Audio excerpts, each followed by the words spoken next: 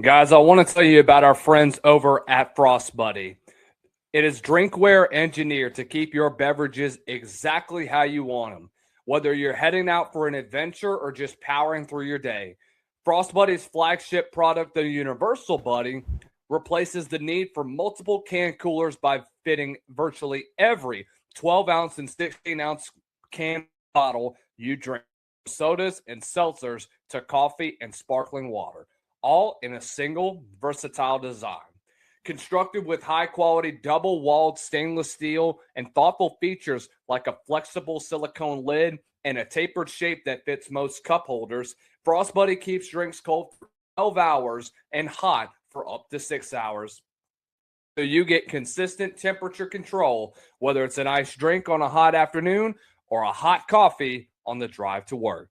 Built to last, field tested for durability, and backed by a 30-day return policy, Frost Buddy makes everyday moments, from tailgates and beach days to backyard cookouts and commutes, more enjoyable. Going over and click the link below and use promo code SSS15 to get 15% off of your first purchase when you visit our friends over at frostbuddy.com. And when you use that promo code SSS15. Are you tired of spending upwards of $7 to $8 on coffees that are full of sugar and high in fat? Well, look no further than Chike Nutrition, the brand redefining what coffee can do for your day. Chike Nutrition combines the rich, familiar taste of real coffee with 20 grams of high-quality protein and the energy of 2 shots of espresso, giving you both fuel and function in every scoop. Available in a variety of crave-worthy flavors like mocha, caramel, vanilla, and many more, Chike delivers smooth, cafe-style iced coffee that mixes instantly with water or your favorite milk, with no clunky blender or complicated prep needed. Each serving is designed to be low in sugar, packed with protein, and loaded with real espresso, so that you can get a sustained energy boost that helps power your morning, workout, or busy afternoon without the crash that comes from sugary coffee drinks. Whether you're looking for better nutrition in your coffee routine or a smarter way to stay energized and full longer, Chike makes it simple. Scoop, shake, sip, and enjoy. If you want to take advantage of the new year and get in the best shape of your life, click the link below and get yourself 10% off of your first order over at chikenutrition.com. You know, in the world of college football, man, things just happen at such a fast rate. It's not even funny anymore. It's really it ish can happen, and it hit the fan in just like that. And you really don't expect for something like that to occur at such a fast pace. But the way that things have gone the last 2 weeks that I've been absent in college football, oh my gosh.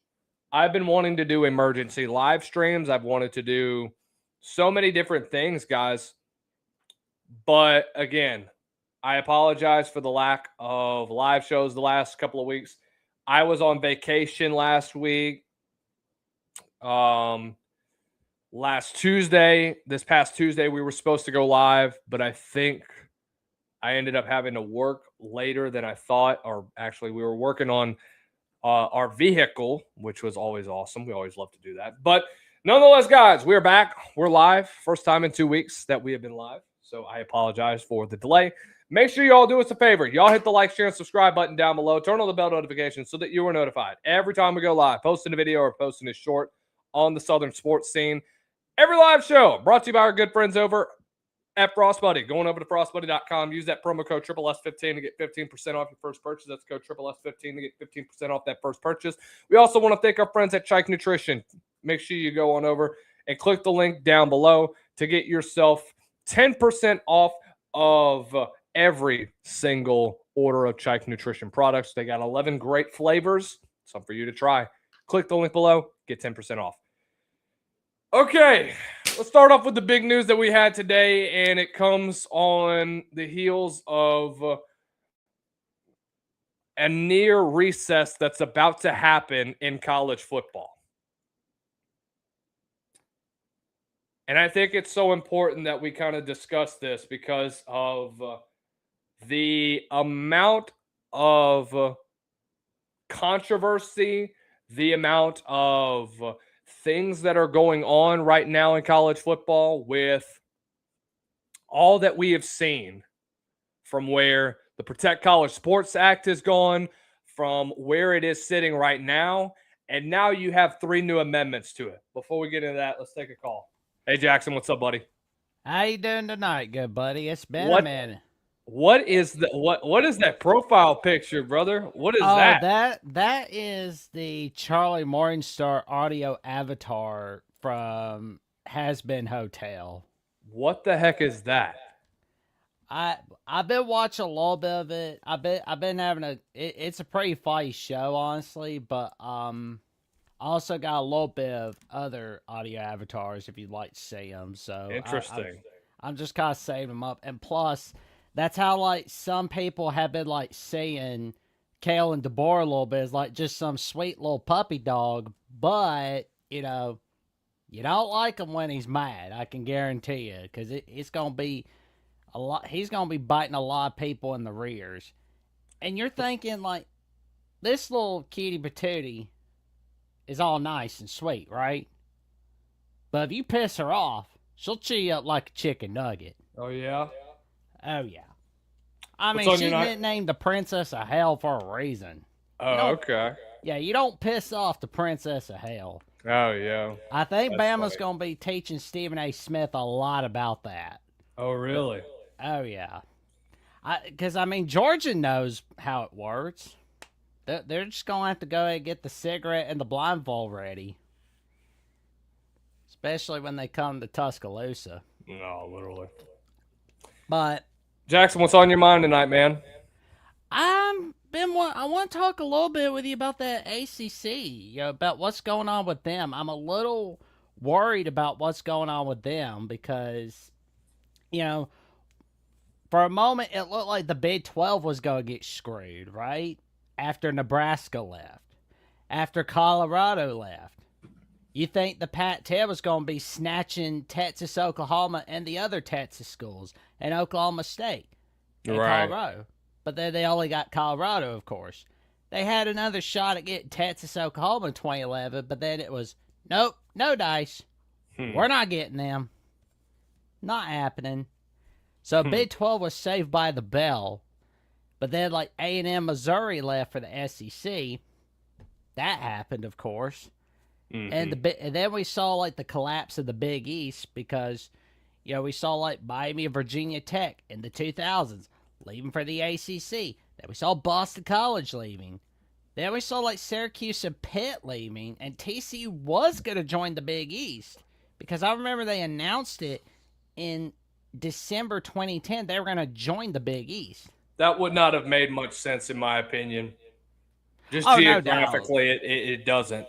Oh, no. It was like when Louisiana Tech was in the WAC. It felt so obscure, it made zero sense. Coming from somebody that's from the state of Louisiana, although not from Ruston, which is in North Louisiana, it doesn't make any sense that they were in the WAC, and it didn't make sense that they were in the CUSA either. Now, granted, they do play a lot of teams that are around the middle of Texas or down that southern Texas area. But apart from that, it just did not make much sense for them, that the fact that they were in the CUSA. I'm glad that they were in the Sun Belt, which is, by the way, going to be the home of where Louisiana Monroe and Louisiana Tech will play, which, by the way, the two schools are separated by like 25, 30 minutes. So it's great that rivalries like that are watched. I would recommend you watch that, Jackson. I'm really interested in seeing that one in the Sun Belt Conference, man. I think you'd really enjoy it. Oh, no doubt. I'll be watching some of the under the radar games because I know like some people are kind of like, oh, that's a boring game. But hey, the way I look at it, what better way to spend a Tuesday night or a Wednesday night than to watch a college football game? And besides, you never know when there might be an under the radar player entering the portal for your favorite team.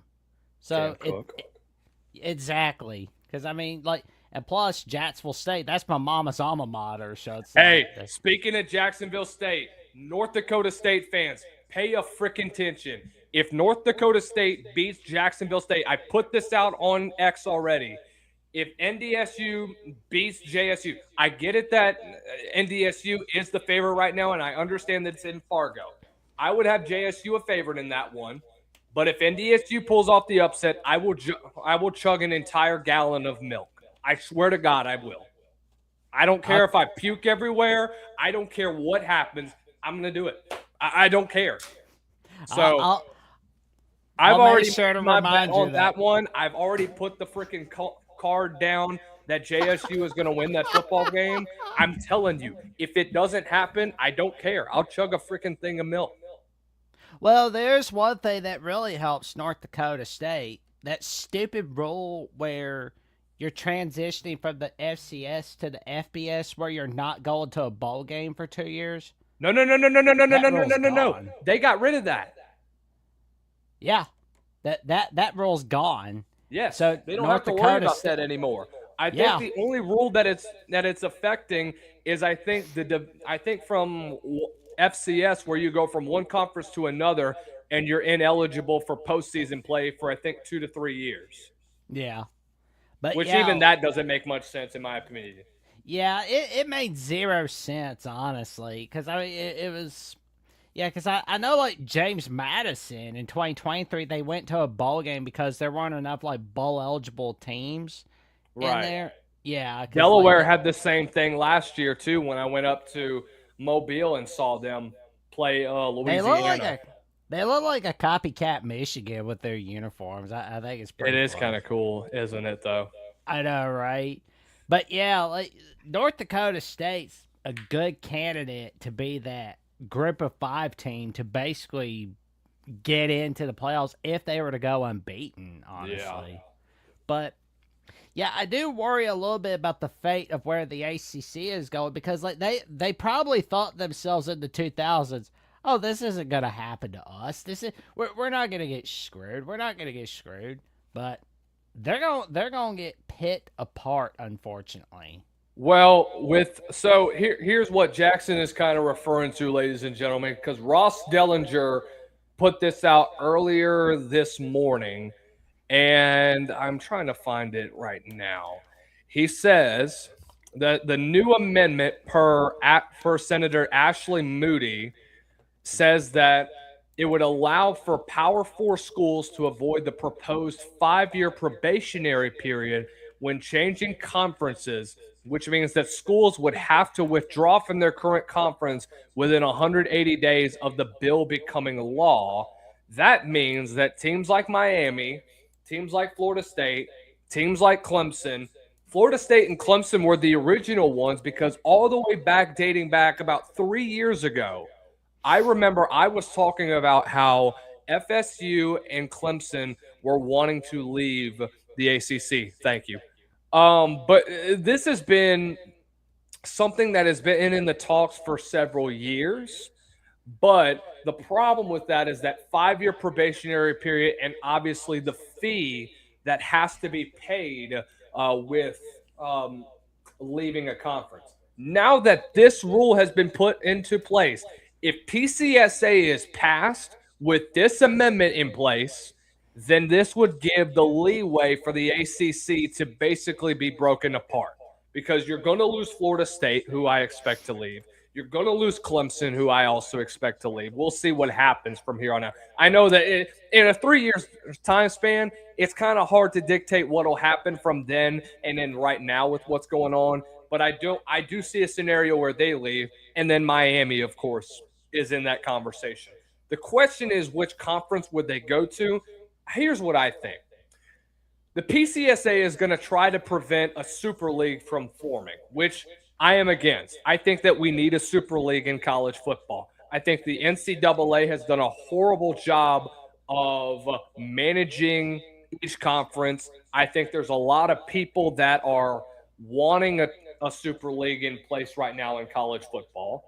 And number two, or really number three, is that how many teams do you see realistically that want to stay within their respective conference? They have the revenue to be able to make it on their own. The thing about this is that if you have this super league that's formed, if PCSA does not go through the Senate and doesn't go through the POTUS office, then you have these two leagues that are going to be split. It's going to be Big Ten up north, and it's going to be split right down the. It's going to look like a civil war. And I mean this like it's as rhetorical, or I mean it as jokingly, but we literally might just have that. We're going to have a lot of these West Coast teams that are going to have to go towards the north. We're going to be split into 3 different regions, because I had Sammy Jacobs come on from Hoosier Huddle and kind of discuss his takes on this, especially when it came to expansion. And we hit on PCSA a lot. If we went back to 6 original conferences, here's how it would be split. You'd have the you'd have really the East region split between 2 conferences. You'd have the SEC East and you'd have the Big Ten East. You have the Midwest, or the Midwest, yeah. You'd have Big Ten North, and you'd have SEC South, which is really SEC in this sense. And then on another side, you'd have 2 more divisions: Big Ten West, and then SEC West. So, yeah, man, I think that it's a really interesting move that we're seeing these teams potentially move towards, which I do potentially see happening. I do expect there to be movement over the next 2 to 3 years with expansion if this does end up happening. But if PCSA still goes through, we're initially Xing out the ACC. Either way, I do believe that this is the end of the ACC within the next 2 to 3 years. And Jim Phillips has got to be clutching his pearls, but at the same time, he's got to understand the Power 4 conferences are split 50-50 between PCSA. SEC and Big Ten are for it. Big 12 and ACC are against it, because it essentially leaves them out of the race at the end of the day. Artistically Incredible says, remember back in the early 2010s when Texas and Oklahoma were supposed to move to the Pac-12? Jackson, were they supposed to move to the Pac-12? They were going to join, but then they kind of backed Why? out. Money. That's stupid. It doesn't make any sense geographically. Hello, Caden. What's up, Caden? Hello in there. Caden. Oh, sorry. Oh. Yeah, gentlemen, how are we doing tonight? I can't. This is like a dream come true. I have Jackson and I have Caden on the show at the same time. Holy shot. Holy shot, what? This is something I have not expected at all. I didn't expect to have you two on the show at the same time. Well, you had me and Burks on at the same time, and then Okay, well, you two got along. You and Jackson are kind of like, ugh. No, he's more of the one that's Oh, by the way, Caden. Okay, wait. Caden. Okay. I saw you were. I listened to the show last night with you and Jeffrey. I got to tell you, and you said I spent more time around the Ohio State team. Yeah, I've got video evidence that says that I spent more time with Julian Sayin than you did the entire summer. Really dating back to last year. and you were at the Manningham Passing Academy when Yeah. I was at the facility. I was at the Woody Hayes. Okay. Come on now. I don't go out to the Manning Passing Academy. I'm at the facility, the Woody Hayes, lifting with the boys on the D line, the linebacker club. Excuse me. I'm lifting with the O line. Does Jeffrey have Snapchat? No. Does Jeffrey have any social media? Well, he's got Well, he ads. is- He's got he- ads. He is on Twitter. Jeffrey got only talks Discord. sports, where he talks sports most of the time, or sometimes he doesn't. Oh shoot! You know who's playing today right now? It's Baylor Academy and oh crap! What's the other one? I think it's not Grayson High School. It's oh no, what is his name? Oh my gosh. DGG is playing tonight. Well, isn't that going to be fun? The Tennessee cadet who could have joined a super team. A super team, let me just say that again. Buford. They're playing Buford in a scrimmage right now. Oh, okay. I was looking up Baylor Academy football. I see they're playing Brentwood Academy on August Brentwood 20th. Academy is really good. I think that's where Faison Brandon came from. He did. Man. That's what I thought. I remember I lived in Brentwood for a few years, like from when I was a little boy. I remember You lived in Brentwood? Yeah, from 06 to 09. You're a Tennessee boy? Yeah, well, I lived in state Tennessee at one point in my life. Look at you go, Jackson. It was funny though, because like I remember when you and I were in that Voice College football meeting, like off air, like where it was in November of 2026. Like I didn't know it, but it was like when Tucker and I were talking about where he was like, where we talked about like back about where I lived in Brentwood, where had I stayed in 2010, 2011, his dad would have been my school principal at Brentwood Middle. Really? Uh-huh. Interesting. I think Tucker is like a year or two older than me. Huh? I think Tucker is a year or two older than me. I think I'm older than both of y'all. Yes, you're 27. I'm 22. Or 28. I'm 28 right now, but I'll be 29 on September 30th. Oh my God, no kidding. You're kidding me. Really? No. Look at you pushing the old 30. It's going to be awesome. I can't wait till I'm 30. Oh, man. But, gentlemen, I want to get your thoughts, and I'm glad that you guys are on here because this is going to be an awesome show. Where do you see the future of the ACC right now with these new amendments that are being proposed at this point in time? But just a reminder, these are just proposed amendments that could be added to the Protect College Sports Act. They are not guaranteed to be involved in the act, which the more that this thing keeps getting changed, the less likely I think that it's going to get passed. Well, quite frankly, I think, Florida State, Clemson, UNC, and NC State will leave the ACC and go to the SEC. Because that's a conference that'll take them. And, I mean, quite frankly, it'd be good for the SEC as well. Okay. I mean, that's just my opinion, but I could be wrong, or I could be an idiot. You could tell me otherwise. Right. So here is where it needs to get to at this point in time with PCSA becoming a law, because they're trying to get this through on the president's desk before the August recess, which will be, I think, this upcoming week. It is this upcoming week is the August recess. Okay. So the problem has been the 60-vote threshold to overcome a filibuster.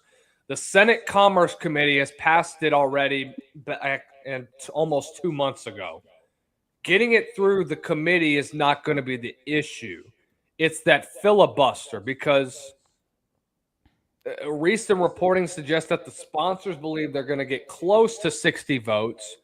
And the SEC and Big Ten agreement was intended to help get that bill over the line. But there's still a lot of senators who are going to oppose portions of the bill, which I'm not surprised at all. Nope. So my thing is look, the House is going to be the bigger question because of the SCORE Act as well. The SCORE Act, I don't know how familiar you guys are with what the SCORE Act is that's trying to get through Congress. it is trying to establish a regulatory framework for for NIL deals. So it'll create a standardized national standard for NIL rights and codifies elements. And it prevents student athletes from being classified as legal employees of the universities. But in my opinion, man, let's just make them employees at this point. That would prevent any of this crap from continuing on. In my opinion, PCSA has got to get passed as soon as freaking possible so that we don't have BS like we had last week where this judge from Colorado comes out Judge and Sweeney. says, hey, we got 30 days left of the regular season. F it. Everybody that graduated in my class, which is 2022, if they went unsigned during the NFL draft and or got released from mini camp or whatever, they can come back to college freaking football. Yeah, the PCSA needs to get passed. Because this bull crap is going to come to it. If it does, this bull crap ends, and I can at least know that all this bull crap of nonsense, well, goes in the dumpster. Yes. And quite frankly, here's my other thing, Lucas Hill, since we're talking sports tonight. As far as Alabama and Stephen A. Smith's comments, Oh, shoot. yeah, Jackson, you better have your listening ears on. Well, Jackson always has his listening ears on because I tell him what Alabama on my mind means. So he already knows. I mean, you watched me last night on The Voice of College Football last night, didn't you, Lucas? Yes. So you know I'll called speak my in last mind. night. I called in last night. I know he was on. It was a slow night last night. I was surprised. Well, obviously, when Caden comes in the room and spits it, obviously, I dropped the bomb. So I'm going to drop another bomb tonight. Alabama, Stephen A. Smith, here's a little word of advice. Don't let Caleb DeBoer's ego go also, and don't overhype him. Because every Alabama fan has been overhyping DeBoer, overhyping Keelan Russell. But my problem is that if they make the bad calls during plays in crucial games, and especially in games that they're supposed to win, then that's going to cost them a win. For example, last year against Florida State, they effed up. Against South Carolina, they almost effed up. And then the SEC title game against Georgia, they effed up. So, in my opinion, Alabama needs to not F up this season. Otherwise, Caleb DeBoer's rear end is going to be on the chopping board or probably on the hot seat. No, he won't. He got the extension. So you think he's going to be on the chopping block after this season, after a 7-year extension? He's going to be on the hot seat. He's not. Because if he loses more critical games, including a title game, brother, I'm telling you, they're going to regret it. Jackson, please talk. I can't talk right now. I don't blame you, man. Yeah, That's why you have this Caleb show. DeBoer get fired, buddy. Like that, he's not going to be on a hot seat. I dang sure know he's going to be on the hot seat after next season because he's going to have to come up to the horseshoe. And then, obviously, I told you this, Jackson. They're going to lose. I told you that. Alabama isn't ready for Ohio State. We're that too good of a team. We're that locked down. Okay.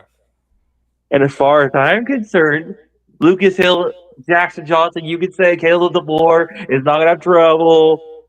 But particularly, I would watch. Because if he screws up in the next couple of games, and even against Florida State again, and even screws the non-conference, yeah, I guarantee you they're going to regret this. His Bama team is not going to screw up in non-conference play. That is not happening, buddy. That's well, it happened against in Florida 2026. State. You think they're not going to screw up, or 27 they're not going to screw up, or really both? 2026. I was talking about 2026. Okay. Yeah, because Well, they screwed up sure against as God's Florida little State green last apple. season, Jackson. What'd you say, Caden? They screwed up against Florida State last season I know when they y'all did. This said isn't the same Florida State team, though, dude. It's not. y'all will say that now, but Because it's not. I'm just saying it can Bama's happen. playing for Florida State in week 3. I'm just saying it could happen. I mean, that Florida State team, if you want to see a mid-season firing, that's going to be the Mike Norvell, because honestly, that start to the season, you got SMU on week 1 on Labor Day, and then you got to go to Tuscaloosa, and Alabama's going against you. You better get the cigarette and the blindfold ready. So, Caden, you're saying that. Well, let me ask you. What do you have Alabama's record at this year? 9-3. I do too. That's fair. What are your 3 losses? Well, obviously to Georgia, Okay. the LSU loss, Okay. and the Vanderbilt loss. Okay. Hold the. But Why Vanderbilt? because they lost to them last season, didn't they, to Diego No, Pavia? that was the year before. No, that was 2024. And by the way, that 2024 loss to Vanderbilt was the first time since 1984 that it happened. And it was the first time since 1969 that Alabama lost to Vanderbilt in Nashville. And of course, like in 1969, Alabama had those little 100-year anniversary on their side of the helmets because everybody was celebrating the 100th anniversary of college football that year. And then I'm just praying that they don't screw up a non-conference game. Because if they do, but they're not. Okay. buddy, I'm going to be Florida part State. No. Hold your phone. Okay. Oh my phone. Yes. Hold your phone. Okay. Chattanooga, Florida State, and East Carolina. East Carolina is going to go through a rebuild year. They just lost their OC in John David Baker this past year. Caton Hauser is no longer their quarterback. Okay, they lost a lot of pieces at the skill position set. When you talk about the DB and wide receiver room, they're not. They're going to be just fine there. It's a tune-up game for Bama at this point in time. We'll see because I really believe that Grubb is sold on Keelan Russell. But if I am him, I'm holding off right now on deciding a full-time starter until after that East Carolina game, and depending on what happens when they go to Kentucky. Florida State is not the same team as they were this past year because this offense is worse than we thought. And I talked with Florida State insiders a couple of weeks ago, and we talked about this team.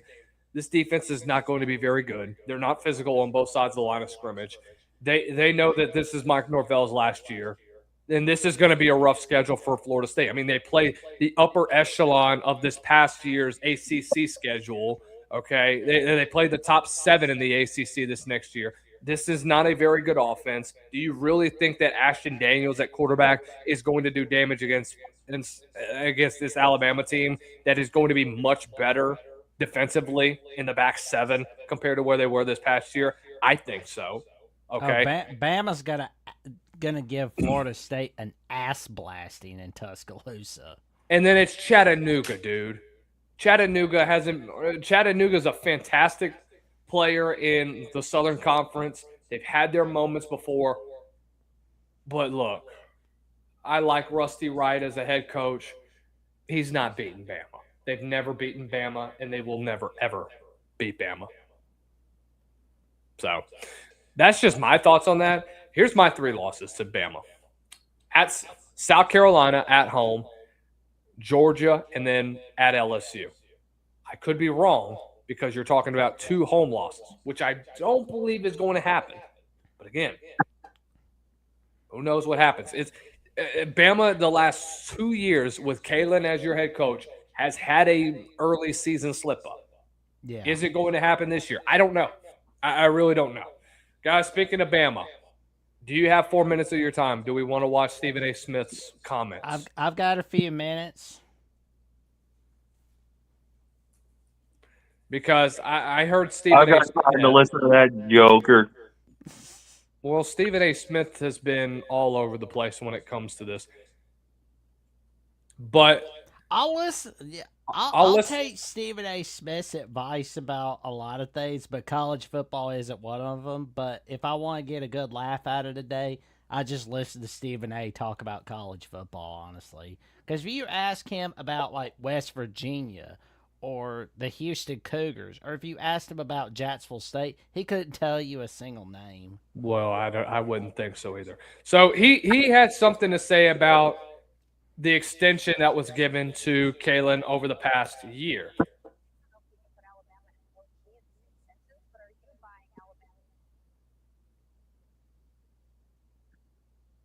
Come on now. If this freaking video will pop up. All right. As well as it should not be that way. It's Alabama.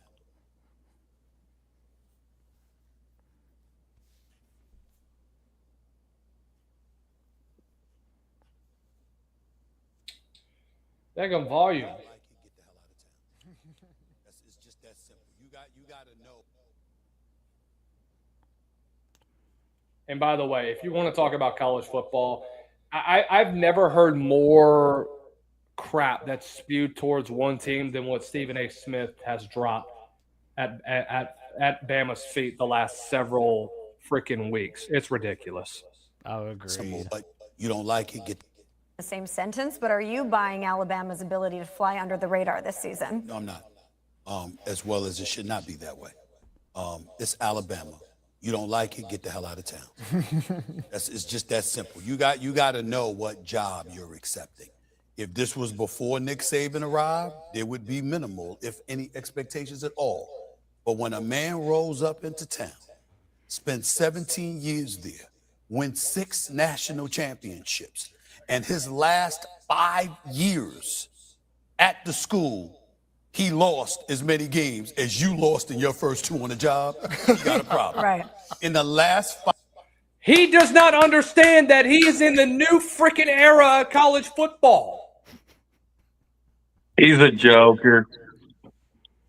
And Stephen a A. jack. Smith acts like this in 2021 still. And we're pre-NIL. If this was pre-NIL and you saw Bama at 9-3 consistently, they just won a freaking playoff game last year on the road. Yeah. And then blew it. Apart from that, Caden, look at how that roster was in the second half of the season. If you watched Bama in the second half, that was an injury-plagued team. That was a team that was bad up front, and yet they still found a way to sneak into the college football playoff, and they go on the road to Oklahoma, who has, by the way, the best defensive line in the SEC. And the fact that you were able to compete with them and you dominated up front, you created big plays when it mattered most, and you were able to put your offense together, I would say that's a pretty impressive feat. I know what happened the next week at Indiana because Indiana was just the better team at the end of the day, and they had more depth on the defensive side of the ball. They knew how to play complementary defense. But apart from that, say this also. Alabama just about getting a spot in the playoffs. They whined and complained about getting a spot in the playoffs last season. No, they did not. They may have not have, but I mean, the way that their fans were responding to the rankings after they had lost, and then lost to Georgia and going 9-3. Yeah. And then also having an injured roster. that Nick That was Saban the other thing. has coached at Alabama, they lost 5 games. They never lost more than 2 games in a season. Kalen DeBoer arrives and you lose 4 games in back-to-back years. Your first 2 years there. You had a chance to go get the Michigan job, should have took it. Had a chance to go get the Penn State job, should have took it. No. Guess what? You at Alabama. Get the hell over it. It's just that simple. And I've been very, very critical of this man because of that reason. And here's the reason why. I want to make sure that I preface my comments, especially to somebody as wise about football as you and obviously as brilliant at football as you. I want to be very, very clear about where I stand. I love me some Alabama because I love Nick Saban. I think he is the greatest coach in the history of basketball. I had the pleasure not once but twice going to speak to his program. We've had one-on-one conversations. I revered this man, and the mentality that he instills ain't just in this football player. Talk to him privately, CC. Sit down with that brother, and guess what? You gonna learn something. Whatever you thought you knew, you gonna learn more being associated with Nick Saban. That's how special he is. I don't expect somebody to be that. But damn it, you got to show me you trying. You trying to measure up. You can't lose back-to-back 4 losing seasons at Alabama. You can't get blitzed. You understand in the playoffs 38-3 and waving the white flag. That's Alabama we talking about here. And then we coming into this season. Defense gonna be big time. No doubt about that. Got elite secondary, got elite pass rushers. We're expecting them to do things defensively. Why do I have my doubts about them? You haven't decided on your quarterback. And your offensive line was suspect last year, and we don't know how they're going to be this year. So let me get this straight. You got a suspect offensive line and suspect quarterbacks, and I'm supposed to believe in you? In football, I'm going to repeat it again. You got a suspect offensive line and suspect. Okay, I'm done. I can't do it anymore. I can't do it anymore. I can't. Okay, I can't now there's the part I agree suspect with. offensive line. By the way, did we forget that Alabama got the best offensive line coach in college football? Adrian and Clem. Did we forget about that? No, not us. That's for sure. No, We but don't- for Have being we seen injured how they last develop throughout season. spring and through fall camp? This offensive line is a lot better than last year. I can promise you that. I've talked to media members. I've talked to a coach before. This team is a hell of a lot more fundamentally sound. They're playing together as an offensive line unit, and they are getting after it. Adrian Clem is a lot more vocal than your previous O-line coach. He knows the basic fundamentals. And guys, this team is going to be really freaking good up front. Okay? They're going to establish the run at the end of the day. And now I know that there's been talks about man. Oh, excuse me. Excuse me. I had to freaking crack my freaking back. Oh, you're excused. But no, I know people were complaining about, man, they should have brought Tony Alford with them, man. Kalen had an opportunity to bring him along with him at Alabama. That don't matter.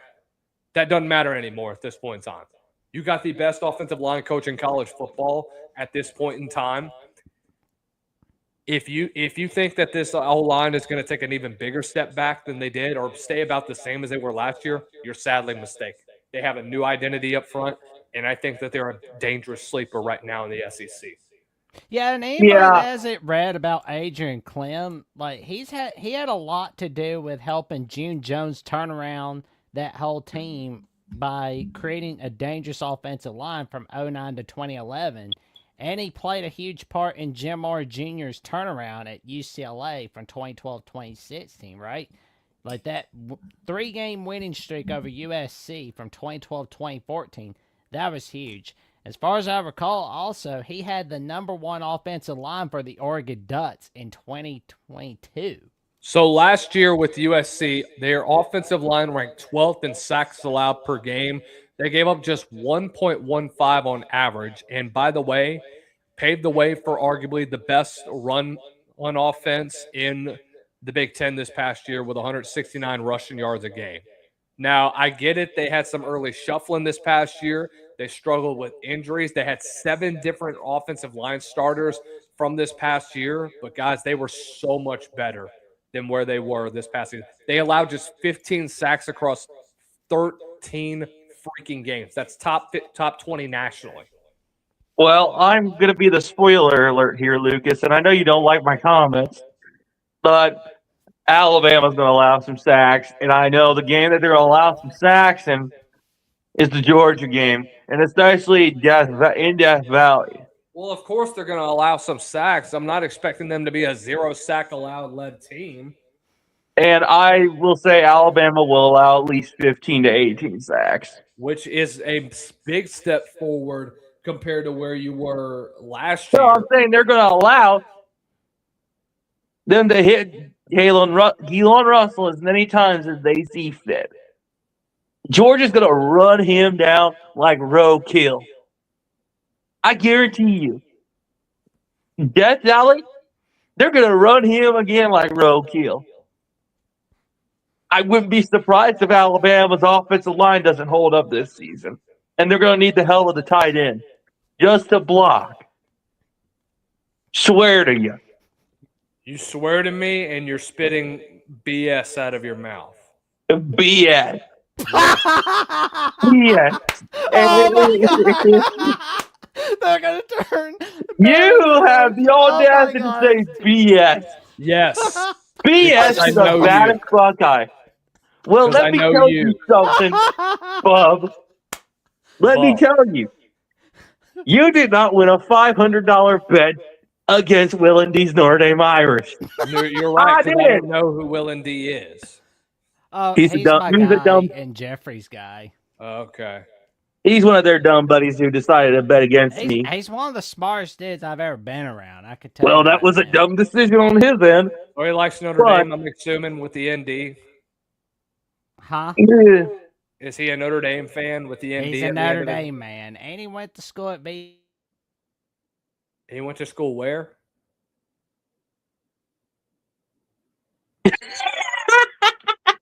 Where did he go to school?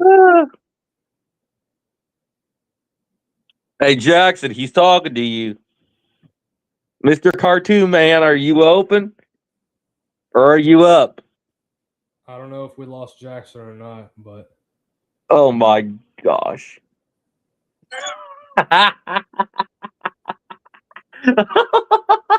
This is the funniest moment ever.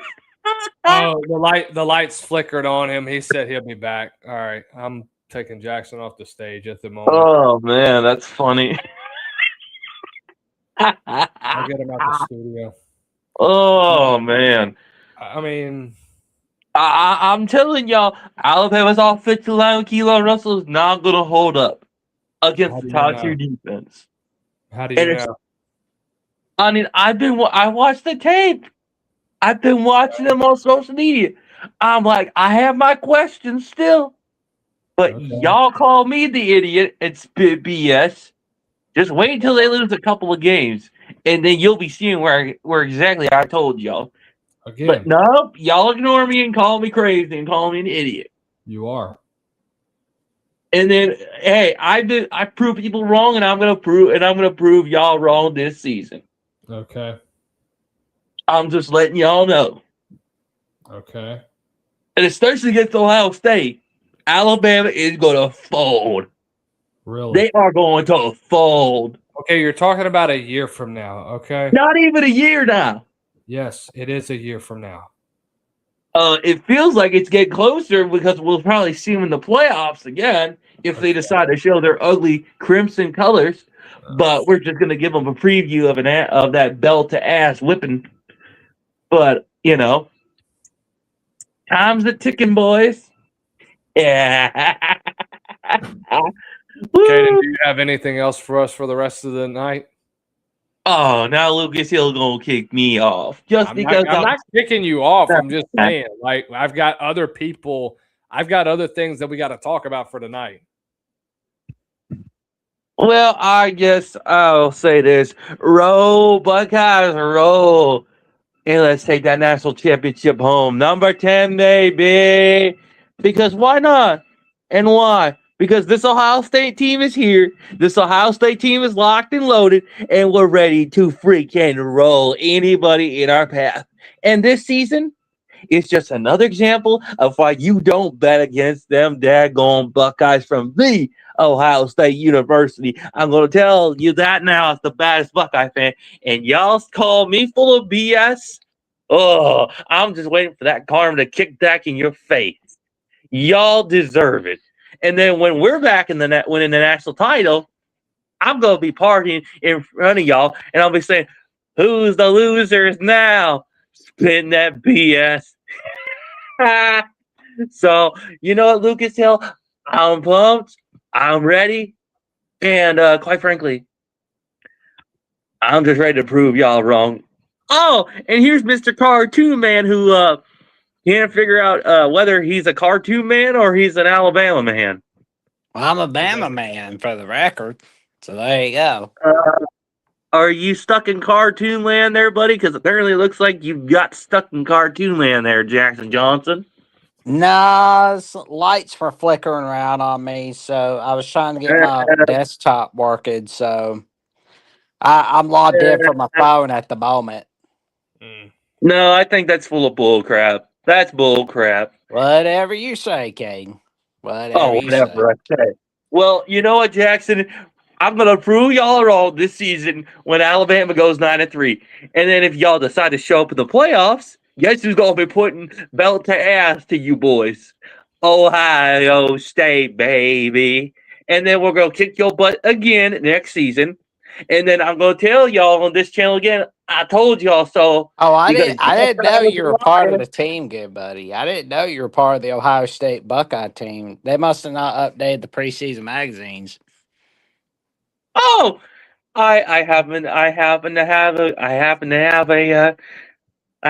have some special VIP passes for when the media is out of the building, and quite frankly, I get to hang out after the weightlifting sessions after games because quite frankly, those are really good. And when we win that national championship, and we win, and they will. I'm gonna be on here partying like it's 1999, and I'm gonna say, "Who's the champion now, suckers?" Because it is the return of the 10-time reigning, defending, undisputed, and when I say undisputed, I mean undisputed national champion Ohio State Buckeyes. Now, gentlemen, I'll tell you what, and Jackson, a little word of advice to you and Jeffrey: be careful what you bet up for Alabama, because as you like to say and insult me as a silly goose, as you did before. I never forgot that, Jackson. Y'all are going to act like fools when we beat y'all and then win that national title. And then y'all betted against me last season. And well, guess what this season? Guess who's going to be the one partying in y'all's face? Yours truly, Cade the Diesel Freak. And I'll be sure raising more hell up in here. And Lucas Hill, I'm not going to apologize when I raise more hell on your channel. So, just letting you know there. But You always raise hell on the channel, so what else is new? It just brings I'm Kane the Diesel Freak, the hell raising. I don't do drinking. Tough SOB of a Buckeye. Yeah, you do drink. You drink the freaking you drink of stupidity, and sometimes you got something in that freaking Mountain Dew that makes me question what's going on through your mind, bro. Stupidity. Stupidity. Well, you'll be the one really full of stupidity after we win the national title. Are you sure you're not feeling? Every time that you come on here, you always bring that up. I have Ohio State winning a freaking national championship. Really? Because the last time I last checked, Lucas Hill, you were betting behind my back, and then you partied when Indiana beat us and won the national title. How do you know? So, do you really think I don't pay attention to Twitter? By the way, I'm on Twitter. And so I've seen your stuff. So don't think I haven't been paid attention on social media after Indiana won. Okay. And I was like, "Yep, Lucas Hill's against my Ohio State Buckeyes." Liar! You literally said you betted on us to win the national title, and then y'all go congratulating Indiana. When did I say that? When did I say that? In a Twitter comment when Indiana won. Where I said that.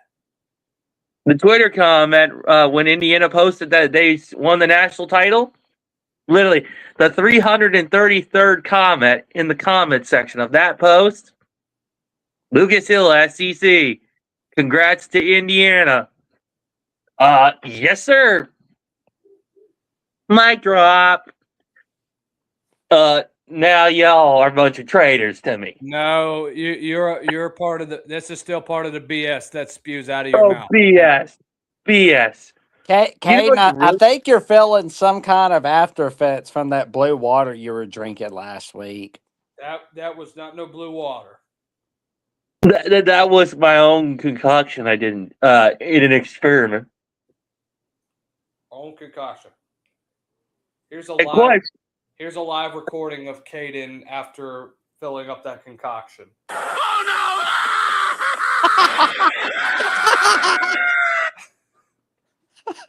Is that all Would you my like to know what official Caden's Twitter? reaction will be when Ohio State actually wins it all this year? Like I've said before that they will, and everything is going to chaos in Columbus.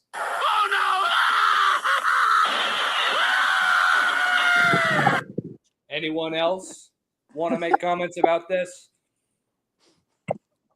Oh, you really had to throw that there, did you, Lucas? You really had to do that. Yes, I did. And as a good friend of mine says, tell me you didn't just do that. Tell me you didn't just do that. I did do that. Oh, you're gonna regret it, Lucas Hill. I promise you that, bud. How am I going to regret it? How? Explain how I'm going to regret this. Oh, now you betray my fan base, I and would including every Buckeye fan, because you just lied right on national television. We're And not then on two, TV, but thank you very much. all my Buckeye buddies are going to be in your comment section after we win that national title, calling you the biggest liar on YouTube. Southern sports scene lied to myself and Buckeye fans listening to this channel. I don't even know if Buckeye fans even listen. Your to the Buckeye Southern buddies, Sports. are you talking about like your 5 other accounts or something? All of them are freaking bots. No, I'm not talking about 5 other accounts. And plus, I don't even have 5 other accounts. Let's see And what plus, comment. I just sent the link to this video to a couple of my buddies, and especially on Twitter.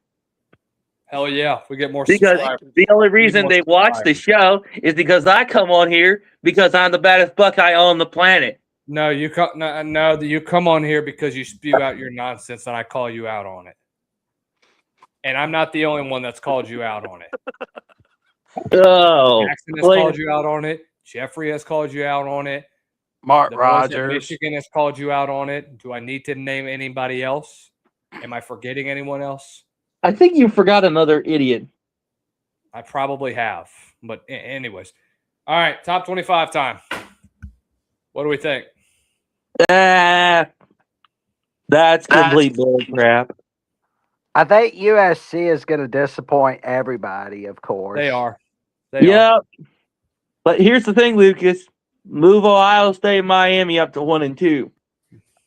Who do you have at 25? I can't see who's 25. California. California. Cal deserves to be at the bottom. I can't They're a wait top to see 25 that team. Cal UCLA game is going to be a very fun game. I think so too. It feels weird calling it an ACC Big Ten game, honestly. Like, No, I mean- that UCLA Cal game is going to be a dumpster fire. have you seen Cal's quarterback, Caden? That's a no. I take it. Sorry, And- you said what, Jackson?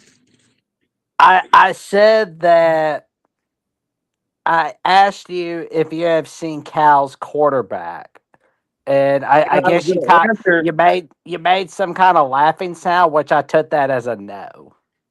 No, I was laughing because Cal is a joke of a team. That team basically had a lot of say in who was getting in the ACC title last year. I mean, don't get me wrong. You know, that They're was with a embarrassing, Jackson. different coaching staff, but Tosh Lupo, who's their new Tosh head Lupo? coach. Todd Yeah. Lupo. He may be the coach of Cal, but he's got an embarrassment of a program of the ACC. It's An not. embarrassment. They freaking That dominated team is during the a portal this year. joke. Okay, they got some guys. JKS is arguably going to be a top 5 quarterback this year in the ACC. I have him at 3rd right now. behind just Kevin Jennings and Darian Mensah. I think that this offense as a whole is going to take a massive step forward. They get Adam Muhammad from Washington, who is a very pivotal running back who came in for Jonah Coleman at times. And I thought he performed at a high level. I think that this team is going to be really damn good this year. I really until they run into Miami and then they get smoked. And then I'm not expecting them to win the ACC this year. I think that going from a team that was pretty much mediocre last year, won just 6 games, and they look a lot better on paper this year, and winning 8 and being an 8 or 9 win team at the end of the year, I think would be a lot better compared to what you had the past year. No, they're still going to be a joke. I know they're going to joke. They got a couple games I know they're going to choke. Okay, you can dislike my comments, Lucas, but that's because I at least can say what I want. Because I say whatever the hell I want, and I do whatever the hell I want, and there's not a damn thing you can do about it. I do the same thing, so yeah, I guess we're both in the same boat, aren't we? Well, except there's one major detail between you and me, Lucas Hill. What's the major detail between me and you, Kate, and the Diesel Freak? At least I could say it. I can say some profanity with it too. Well, I do too at times. I do it all the time. Okay, well, and guys, darn it. Well, I also have family members that watch, or I have friends on Facebook that watch this. So, yeah, I don't really feel like embarrassing myself and cussing at people, and I think it's just unprofessional. But I mean, hey, it's whatever. I don't care. To each his own. To each his own. The Callus is going to be the bottom of the barrel. I mean, literally the bottom of the barrel, and they're going to choke. I mean, what else do I got to say about Cal? SMU is going to win a few games, but they're going to screw it up against Miami. Mm-hmm. Miami's going to rogue kill them boys completely. And I don't say that to be biased. I'm saying that as a fact because Miami's defense this year, whoa, buddy, I know they're going to be throwing bodies around left and freaking right. And you know, Caden, you know that Miami's not playing Cal this year, right? Obviously, yes. But, I mean, if they did, Miami would smoke them. And the only reason Cal doesn't have Miami on the schedule is because they don't want the smoke from Miami. That's the only reason. Because Miami's a loaded roster. I think, quite frankly, I'm surprised Miami ain't the number 1 team on Lucas's poll besides Ohio State. I was thinking about putting Miami at number 1. And then Notre Dame, they're going to choke. They're going to literally choke the BYU and Miami game. No, they're not. And then they choke to Wisconsin. Okay. I mean, Oregon, they're going to lose to us by double digits. And then obviously, I've got them losing the one game and then losing the Big Ten title and then losing the national championship first round to BYU. And then Miami obviously goes undefeated in the ACC because that's literally the only team in the ACC I see going undefeated. Ohio State, 11-1, possibly 12-1, 12-0 once we really start getting things rolling. And then Georgia could go 12-0 and kick the crap out of Alabama. And that's what I would really like to see is Georgia's defense light them boys up completely. And I want to give a big shout out to Kirby Smart for awakening that defense down there in Georgia because they needed to get their heads out of their rear ends and get to start back to being the killers that they were. What are you talking about? I'm talking about the teams on your poll, Lucas Hill. Are you talking about what is wrong with Georgia's defense? The only reason that there was issues with Georgia is because of the DUIs and all that. But other than that, their defense is great. But the trouble that they were having, the reason I said I thank Coach Smart is because he's actually been having meetings during the offseason with these guys and trying to help actually keep the DUIs down. Okay, well, you're talking about off the field stuff that really doesn't affect their play on the field.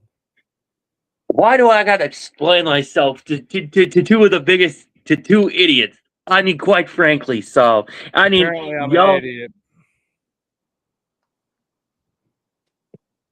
I mean, quite frankly, I've at least been paying attention, unlike some others. You act like I haven't been paying attention at all. At least I follow their social media page, and I at least watch the camp practices via live stream. Are you talking Dude. about Ohio State's camp or are you talking about Georgia's camp? Because they Georgia don't camp, live but anything. I watched Georgia. You may have Because watched clips. You have never watched the live stream of Georgia. They don't live stream their fall camps. I actually have. I have a friend down there in Georgia that I met because of a common thing that we have, but also he's done some business with the athletes at the University of Georgia. Jackson, I need you to check his BS level. Where's he at right now on a scale of 1 to 10? I think he's still recovering from that blue water, so it's 10 out of 10 horse dung. Oh, God. Say what you want, Jackson, but here's the thing. You'll never be K the Diesel Freak.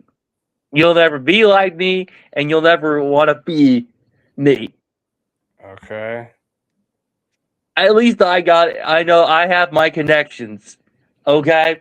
I've got my connections to the University of Miami, the University of Georgia, and then obviously my deep connection with the Ohio State University. So you got so I'm guessing you got press passes, you've got access to voting in award shows and things like that. Am I right?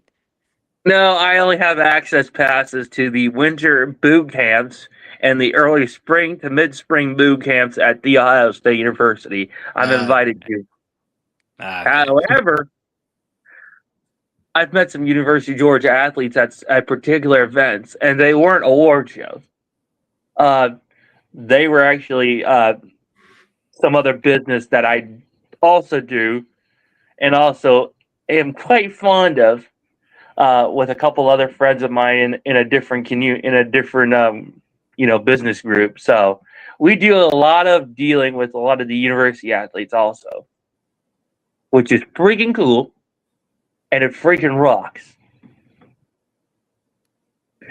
If anybody knows about me being a big sneakerhead, you'd understand why. Okay. But gentlemen, I'll let you get back at it. Lucas Hill, can you do me a favor, bub? What? Cut the hair down and get rid of the mustache. It's starting to grow a little bit back. No. I mean, listen. No. I shaved all of mine off, and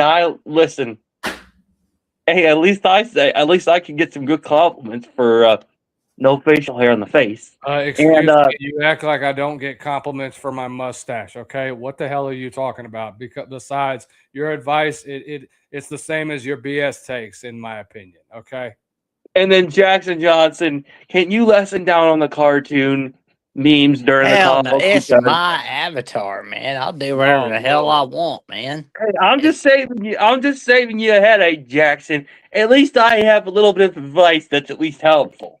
Now you may say, "Oh, it's full of BS." It is. Well, that's your fault. No, it's not my fault. It's your fault for spewing. No, I'm saying it's also Jackson Johnson's fault because you spew it.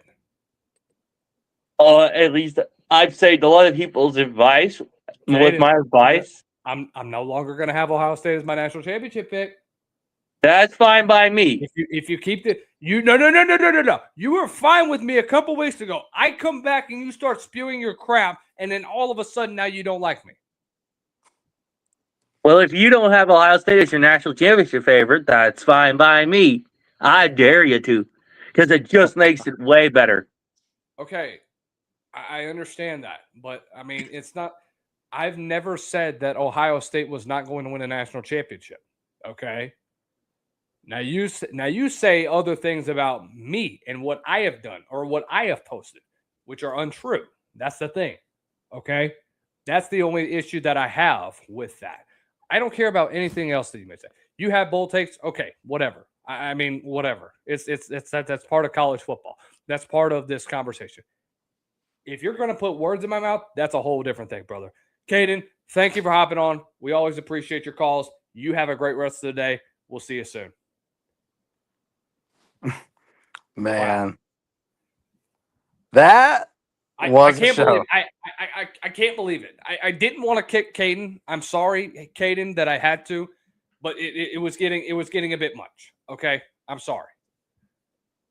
I love you. I appreciate you calling in, but it's getting a bit much. So I just had to tone it down for a little bit. Okay, finally, Big Ten top. All right, let's talk about this top 25. Absolutely. Notre Dame I have as my number one team, which I'm not really going to be surprised if they end up staying number one at the end of the year. I think Notre Dame's got one of the most complete rosters in college football. Talked with CJ Carr whenever he was at Manning Passing Academy. Really loved getting to interact with him and just get his thoughts about what he's going to expect this year. I think the communication and the coordination that he's had with his receivers, the chemistry that he's built is going to be really good. I think they've got one of the more steady receiving cores in college football. I think they should be back healthier. I think Jaden Greathouse is going to be one of those guys that is going to make a lot of people look at him early on as a Biletnikoff Award dark horse at the end of the day. You think about what he did during the Fiesta Bowl 2 years ago. Guys, it wasn't like that he was a bad – it was – you forget about how he took over that football game. Guys, that was the number one receiver that you were going to expect at the end of this year. But he obviously struggles with injuries, and then you have all the things that happened early on. I don't see that happening now with Notre Dame. I think they have a more balanced schedule this time around, which is going to benefit them in the long run. Oregon, I have at number 2. They have the best defense in college football. I think front seven-wise, they're with the best in all of the sport. I think right now they are the favorite for me to be in the national championship, maybe facing Ohio State. It could be an all Big Ten championship, depending on where the polls or depending on where the final college football playoff rankings have each of these teams at the end of the day. We'll see what happens. Miami, I have at 3rd. I really like this team. Darian Mensah is going to be the best football player. It's probably going to be the most impactful transfer at the end of the year. I have him early on as a Heisman favorite. I think he does end up winning the Heisman Trophy. I have him early on as a favorite for that award because of the things that he's done in his game to help improve what he's done overall. I think he's going to evolve in this Shannon Dawson offense. I think he's got the best receiving core in college football with Malachi Toney. You bring in Cooper Bartkate, who was his number one guy from this past year. And look, there's going to be so much that we're going to expect from him at the end of the year. And there's going to be a lot of things that people will say about Darian Mensah that they may not like about him. They may complain about his the way that he throws the football, the way that he kind of plays the game. Guys, this is a guy that was still one of the best 8 receiver or one of the best college football guys, or really one of the best quarterbacks in the ACC this past year. I'm just saying. So, again, we will see what happens at the end of the year. I really like him. I like the comparisons of what he has put together. I think he's going to be a really solid addition. Ohio State, I have it 4. Caden, sorry I had to ban you. Okay. But I think Ohio State as a whole is going to be really, really good this year. I think that they're going to be still out for a vengeance. I think this team has done really well with how they play. I think they've done really well in regards to where this team is going to be at as a program in college football. I think the way that they're building upon where this offense is at, Julian Sayin is going to take that next step forward.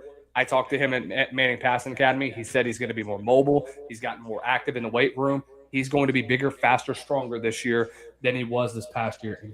I will say that top 4 is going to be a wild ride, like especially seeing November 7th between Notre Dame, Miami, Oregon, Ohio State.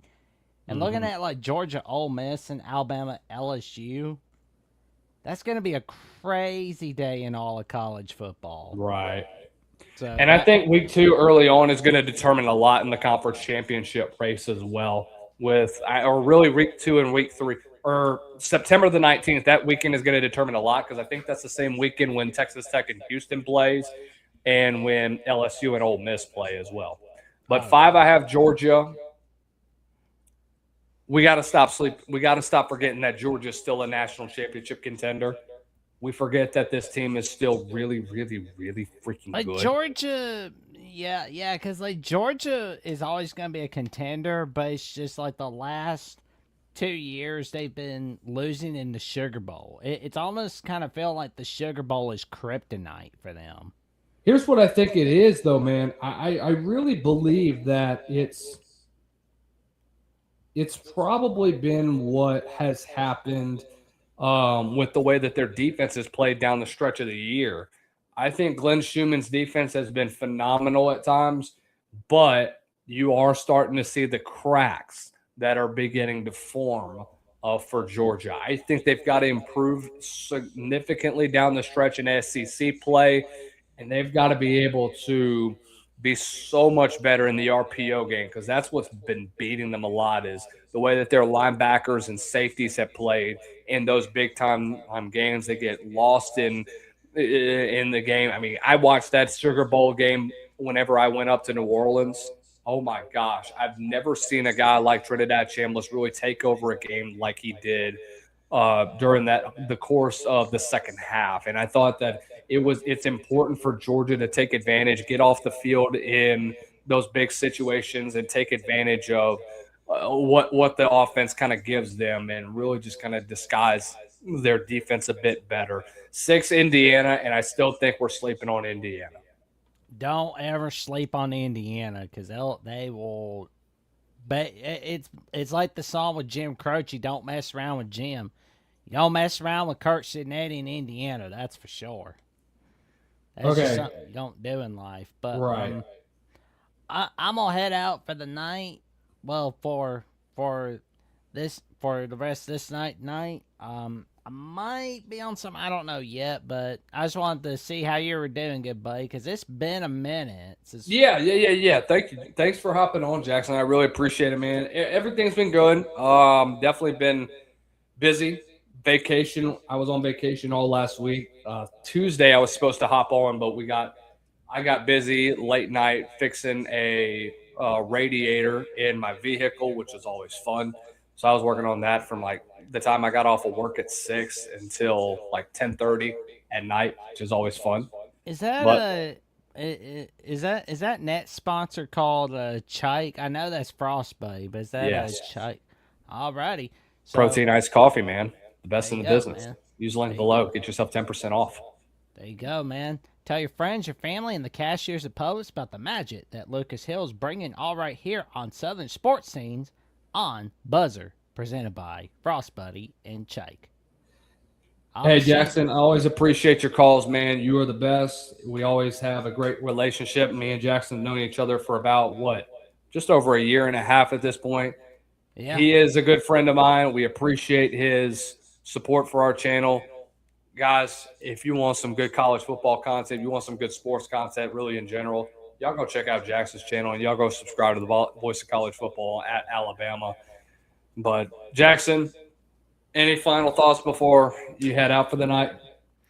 I will say that USC is going to disappoint a whole lot of people in 2026, but watching Notre Dame, Miami, Oregon, Ohio State, Georgia, Ole Miss, Alabama, LSU on November 7th, that's going to be a lot of fun. And let's not forget the holy war between BYU, Utah. I despise the fact that BYU, Utah is not on rivalry week, but that's another venting session for another day. Mm-hmm. But you stay safe, stay cool, stay away from the heat, and I'll be seeing you soon. Thank you, Jackson. We'll see you later, buddy. All right, Jackson Johnson joining us here on the Southern Sports Scene. Always appreciate his support for us. Hey, let me take a break real fast. We'll get into this top 25, and then we'll kind of wrap up the show with some more thoughts. Guys, I want to tell you about our friends over at Frost Buddy. It is drinkware engineered to keep your beverages exactly how you want them. Whether you're heading out for an adventure or just powering through your day, Frost Buddy's flagship product, the Universal Buddy, replaces the need for multiple can coolers by fitting virtually every 12-ounce and 16-ounce can bottle you drink, sodas and seltzers to coffee and sparkling water, all in a single versatile design. Constructed with high-quality double-walled stainless steel and thoughtful features like a flexible silicone lid and a tapered shape that fits most cup holders, Frost Buddy keeps drinks cold for 12 hours and hot for up to 6 hours. So you get consistent temperature control, whether it's an iced drink on a hot afternoon or a hot coffee on the drive to work. Built to last, field tested for durability, and backed by a 30-day return policy, Frost Buddy makes everyday moments, from tailgates and beach days to backyard cookouts and commutes, more enjoyable. Going over and click the link below and use promo code SSS15 to get 15% off of your first purchase when you visit our friends over at frostbuddy.com. And when you use that promo code SSS15. Are you tired of spending upwards of $7 to $8 on coffees that are full of sugar and high in fat? Well, look no further than Chike Nutrition, the brand redefining what coffee can do for your day. Chike Nutrition combines the rich, familiar taste of real coffee with 20 grams of high-quality protein and the energy of 2 shots of espresso, giving you both fuel and function in every scoop. Available in a variety of crave-worthy flavors like mocha, caramel, vanilla, and many more, Chike delivers smooth, cafe-style iced coffee that mixes instantly with water or your favorite milk, with no clunky blender or complicated prep needed. Each serving is designed to be low in sugar, packed with protein, and loaded with real espresso, so that you can get a sustained energy boost that helps power your morning, workout, or busy afternoon without the crash that comes from sugary coffee drinks. Whether you're looking for better nutrition in your coffee routine or a smarter way to stay energized and full longer, Chike makes it simple. Scoop, shake, sip, and enjoy. If you want to take advantage of the new year and get in the best shape of your life, click the link below and get yourself 10% off of your first order over at chikenutrition.com. All right. So the top 25, my personal top 25 has been released. I want to kind of get your guys' thoughts on this. So I have Cal right now at 25. The reason, or I'll get to the rest of the top 25. Ole Miss I have at 7. I think they have a really good roster returning. I think Pete Golding's squad is going to still be in that college football playoff discussion. Remember, they still have the best quarterback in the SEC returning in Trinidad Chambliss. They still have the second best running back in the SEC returning in Keywan Lacey. They still have a really solid receiving core. They have a solid O-line group. Defensively, they reloaded. They didn't lose a lot when Lane left. Remember? 8, I have Texas. People are going to complain about me having Texas very low. I don't care.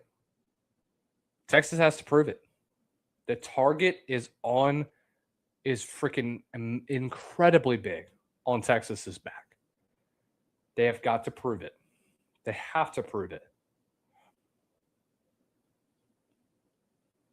Great offseason acquisitions, but they've won the offseason in the last 3 years.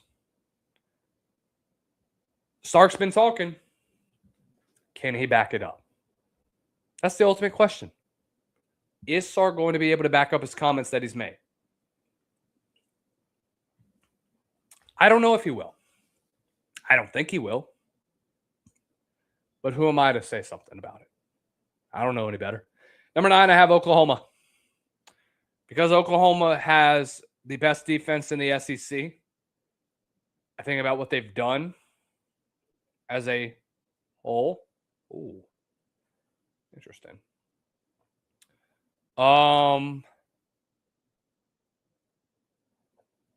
I think that the way that Oklahoma has recruited recently, it's impressive to say the least.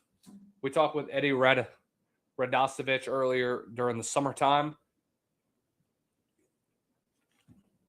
You can check out that state of the program down below in our state of the program series. So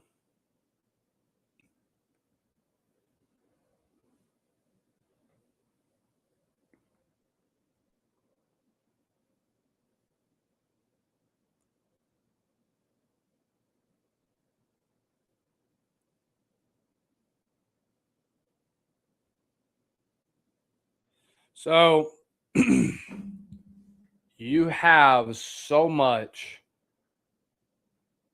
talent on the defensive side of the ball. John Mateer is going to be healthy once again. I think he is going to prove why he is arguably the best quarterback in the SEC. Let me see what this is.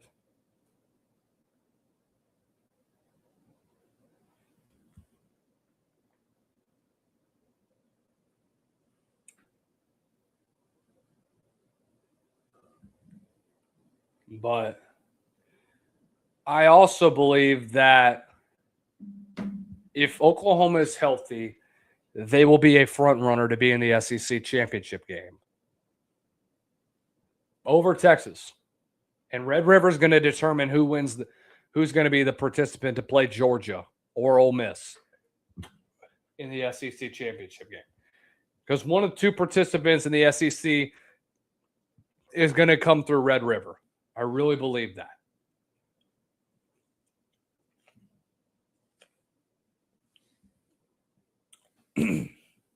LSU, I have at 10.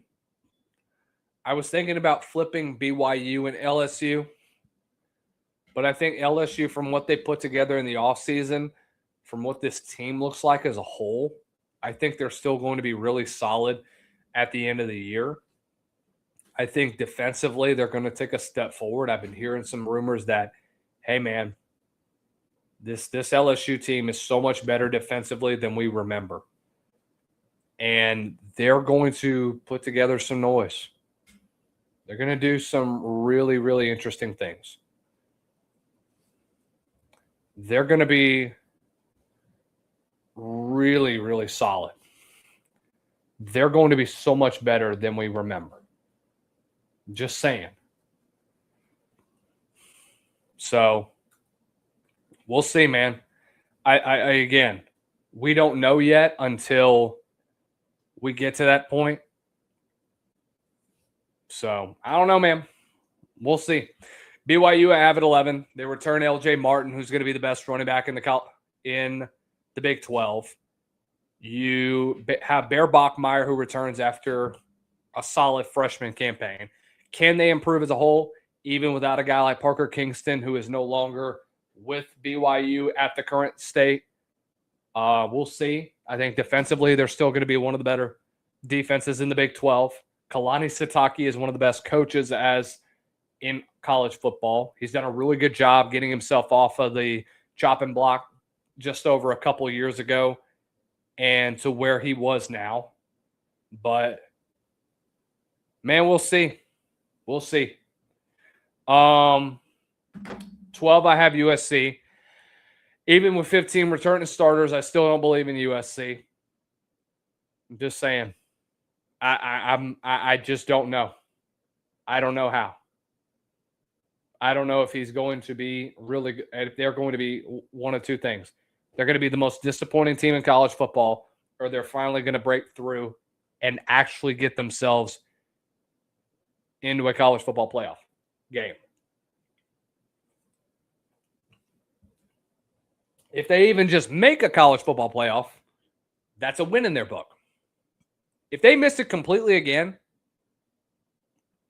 Lincoln Riley is no longer going to be the head coach at USC after 2027 or 28. He's just not. Because USC fans have had to do this for the last several years. This is ridiculous. It just is. It's straight up ridiculous. 13, I have Houston. One of the more complete rosters in the Big 12. I know the only concern I have is in the secondary. Connor Wigman is going to be even better as a quarterback. And I think from a holistic standpoint, they have the deepest receiving room in the Big 12. Amar Thomas is going to be the number one guy, second leading receiver in the Big 12 this past season. I think Houston is going to be the front runner, in my opinion, I think I have them right now as the number one team according to my Big 12 power rankings. I have BYU at 2 and then Texas Tech at 3. 14, I have Texas Tech. How do they look like with Will Hammond whenever he gets back from injury? Joey McGuire said he's going to be good to go for week 1. I would hold him off for at least a week or two, get him going a little bit during Oregon State, and then boom, get him out of the kennel when they play Houston. 15, I have Michigan. This team is going to be better. They're going to be, I think they'll be a 9-3 team on paper.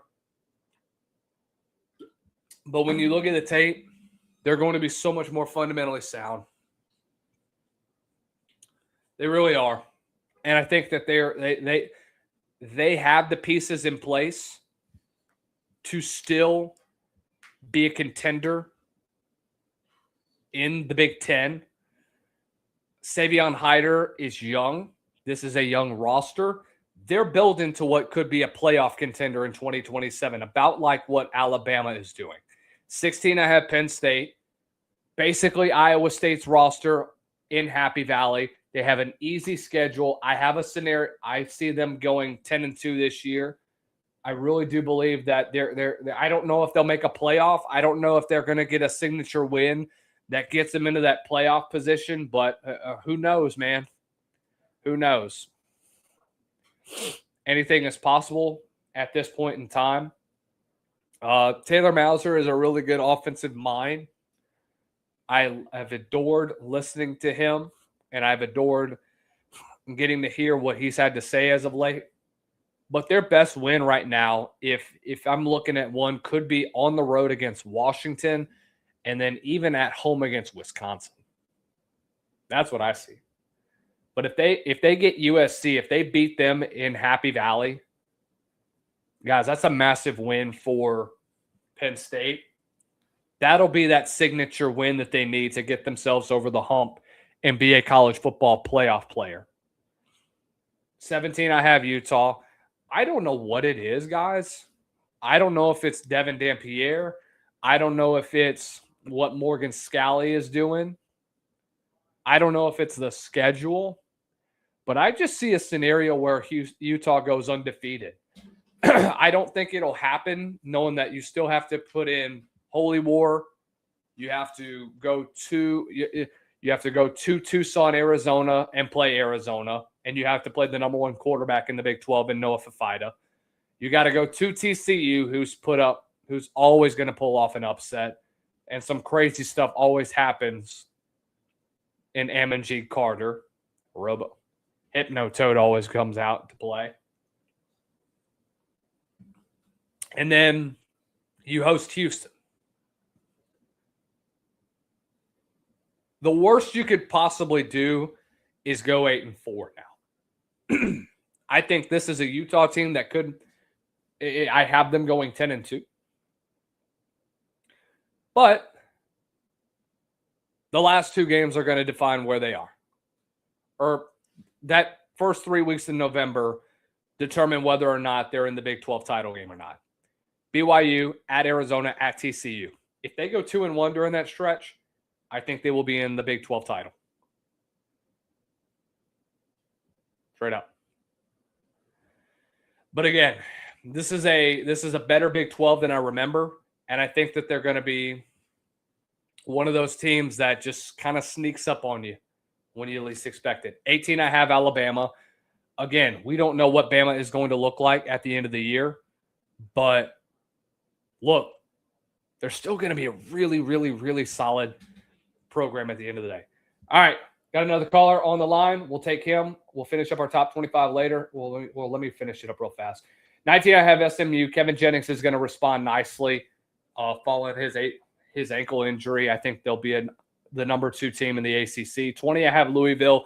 That game 3 weeks from now or 3 weeks into the season is going to determine the team that Miami will face for the ACC title.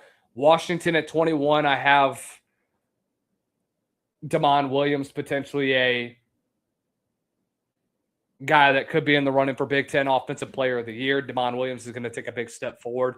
Washington could be a 9-win team at the end of the year. Texas A&M, I have no idea where they're going to be. Both sides of the line of scrimmage should look depleted. I don't think that there will be anything much this year. 23, I have Tennessee. Again, kind of the same thing, but expect Tennessee to play spoiler to a couple teams this year. 24, I have UCLA, who I have going 10-2. They beat USC, and I think they pull off some upsets here and there. They have the schedule for them to win 10 games and be a potential spoiler for a college football playoff. And then Cal, I have at 25.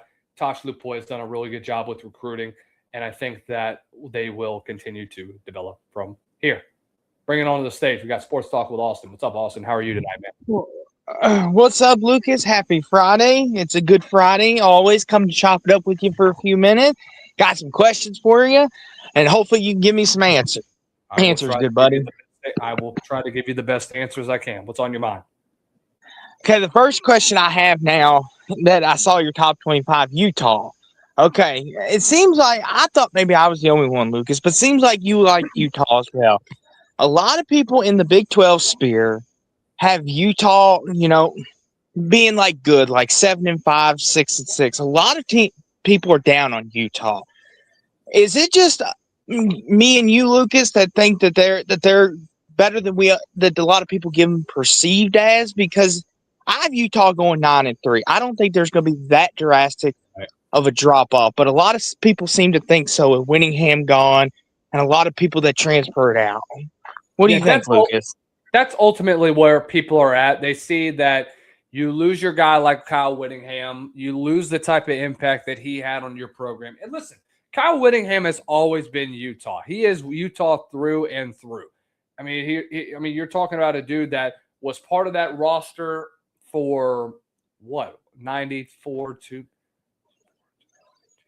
I mean, you're talking about a guy that was part of Utah's program for 30 plus years, and then starts off as a D-line coach, immediately becomes the DC, was there for just over 10 years with Utah. Went through so many different head coaches, was there with the Urban Meyer era, was the one that took over when Meyer took off for Florida.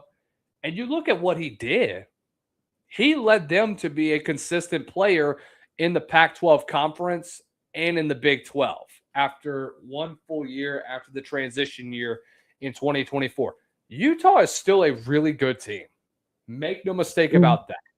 I think Morgan Scalley, with what he has done, again, you want to talk about Utah through and through.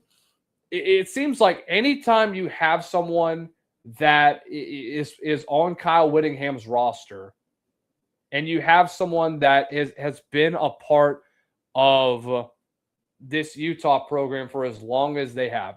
Morgan Scalley was a defensive back at Utah from 2001 to 2004, takes 3 years off for a little while, was working for a little bit, goes back to Utah as an administrative assistant, got a GA position in 2007, gets promoted to safeties coach for about 8 years, promoted to DC, and now he's your full-time. He's been your head coach in waiting for the past 3 years because they've been waiting for Kyle Whittingham to retire quotation marks. And Morgan Scalley was going to be that guy. The problem is that who do you have to replace a guy like Jason Beck, who did so many good things with Devin Dampierre? Well, now you bring in Kevin McGivern, who was last year's Utah State offensive coordinator. He's worked with Bronco Mendenhall. Bronco Mendenhall is a really solid play caller for the most part. I'm not very high on him when it comes to some other things that he's done personally at the Power 4 level specifically, because BYU really wasn't considered a Power 4 team whenever he was there. But I really do believe that Devin Dampier is going to be the big difference as to whether or not we see Utah back in the college football playoff. And I think that him creating that, him being on that roster gives Utah that edge at the end of the day. So I really, really am high on Utah. I believe it or not, I think it's more likely for them to go 12-0 this year than I see Texas Tech making the college football playoff, crazy as it sounds. Okay. Well, and I'm glad that, Lucas, you kind of share the same thoughts that I kind of have, because when I tell people, I got Utah going 9-3 and all this, they look at me like I'm crazy, because you lose a guy like Kyle Whittingham, and yes, admittedly, we know he's Utah through and through, and it's hard to replace a guy like that. But when you've got someone like Morgan Scalley, and this has always been my biggest thing, Morgan Scalley, like you said, has been quote unquote the head coach in waiting. He is everything Kyle Whittingham wants in his assistants, and everything that he was passing it down, kind of like Nick Saban got to do with Bama in a way. He got to pick his successor. And I think with Morgan Scalley there, and I know a lot of people got upset with Utah being ranked in the coaches poll there, and it's just if Utah had hired a new guy, I could maybe see the argument. But the fact that they got Morgan Scalley and they got Devin Dampier, they still got the two guys there that could get it done. Yes, is there probably going to be a learning curve first few weeks of the season? Absolutely, yes, because you got to learn everything new again with a lot of the changes. But it's not going to be this drastic change like we think it's going to be. And sometimes maybe that's hard to wrap people's head around. They just see the loss of transfers and they go, but and it's just but Morgan Scalley, Dampier. Now, if they had lost Dampier, Lucas, then I would be like, okay, you got a point. But Dampier's still there, and Morgan Scalley knows what he's doing. Woo, excuse me. But yes, I agree with you wholeheartedly there. If Devin Dampier wasn't with Kyle Whittingham, or if Devin Dampier was at another program, I would say that this is a rebuild year for Utah, similar to what it was whenever what's that kid's name? Cam, what's his name? Oh my God, I'm forgetting his name. I know who you're talking about. I can see the face.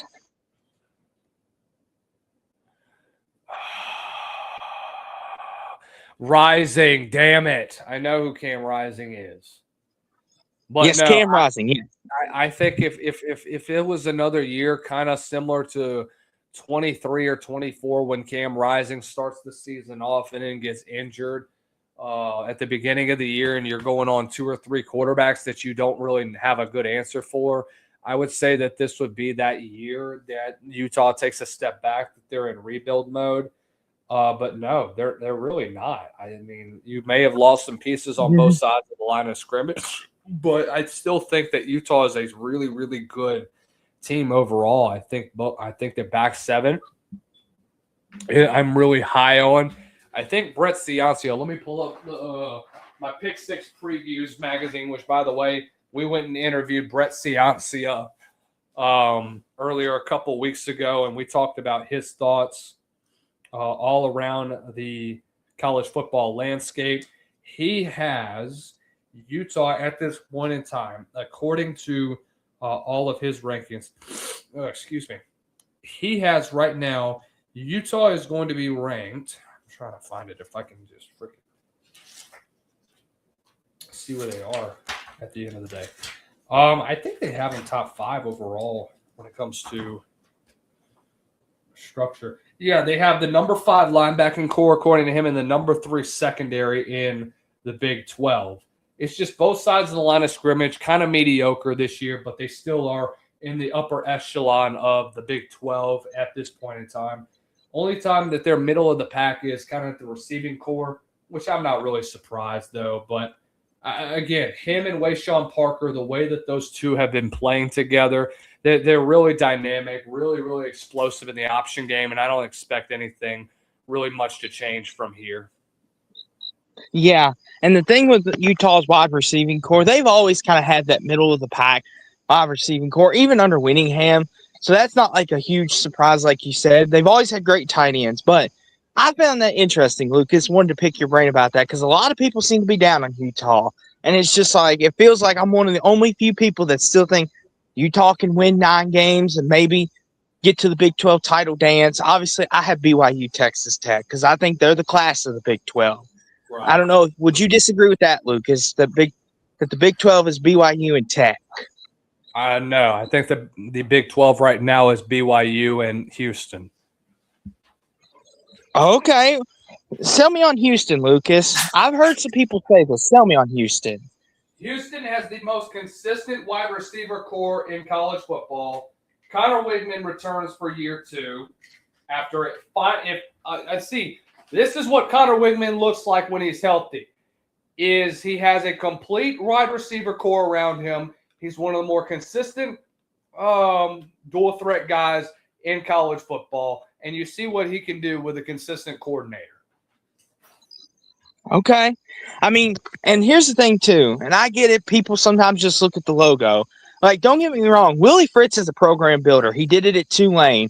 And Houston, like, they could get the talent if they recruit correctly and go through the portal. Like, their biggest competition is Texas and A&M and Texas Tech. They got some competition around there, but they could get players and they could get the money. Like, Houston could compete at a high level. I've seen some people pick Houston, and I don't know if I see it with how good the top 2 are in the Big 12. That's why I said, sell me on Houston here. And, like, correct me if I'm wrong, Lucas, what's their schedule like at this point? So Houston's is actually kind of light for this year. Houston, look, they've done really well.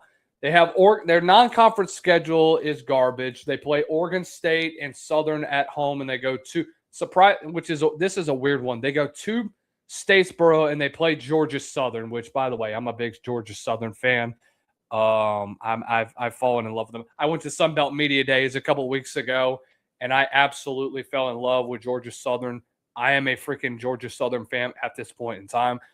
But regardless of that, they go to Texas Tech. They play in Manhattan and play Kansas State. They get Oklahoma State at home, who I expect to be the biggest riser in the Big 12. They go to Utah, and they're at Morgantown, which is always a kind of a tough place to play. And I think that's pretty much all I could say, that it's a tough schedule.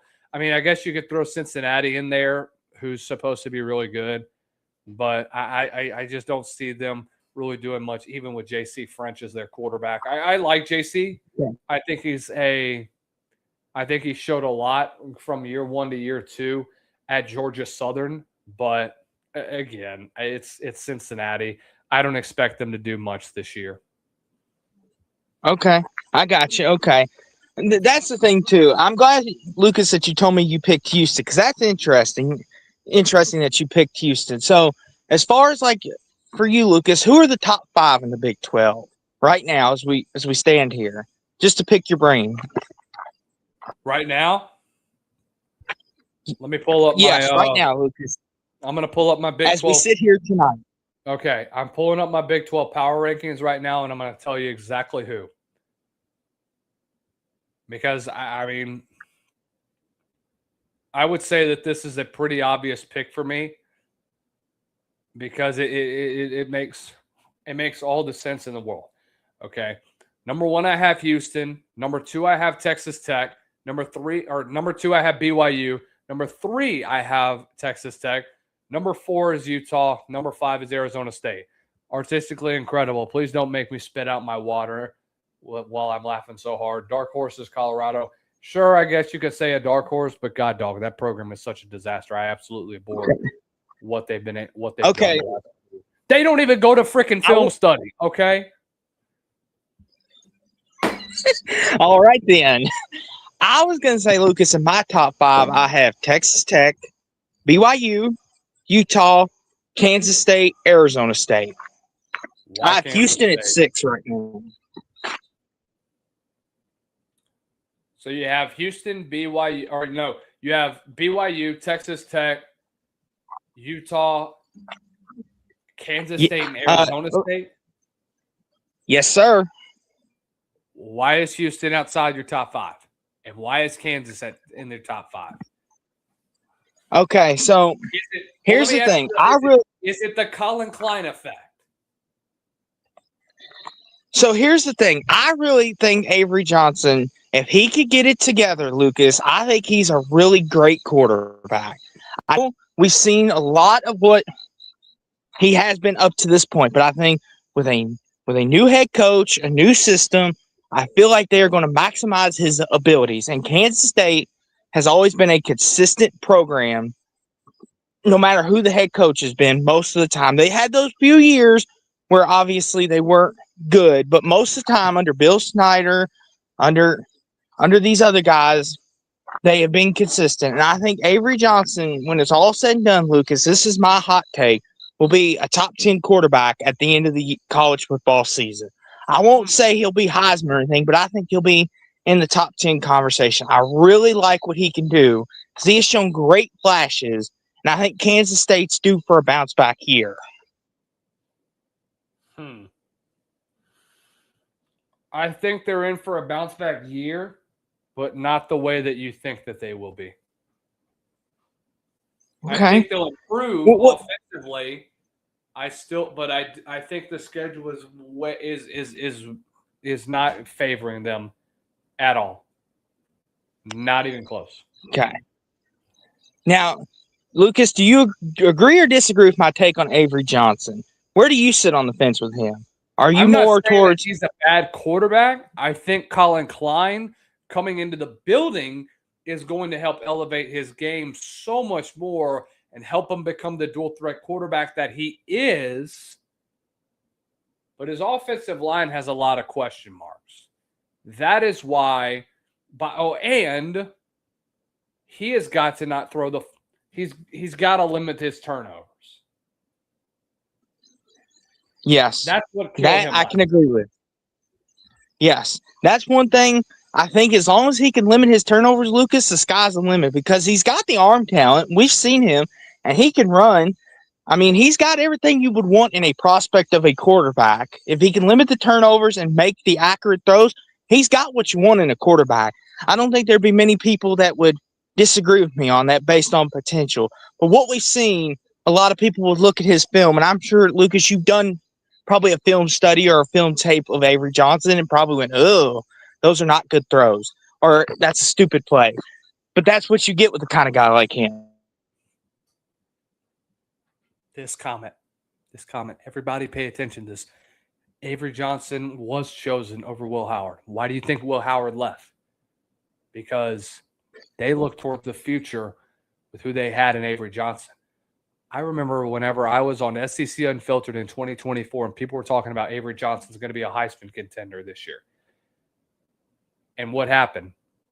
Will Howard led Ohio State to a freaking national championship.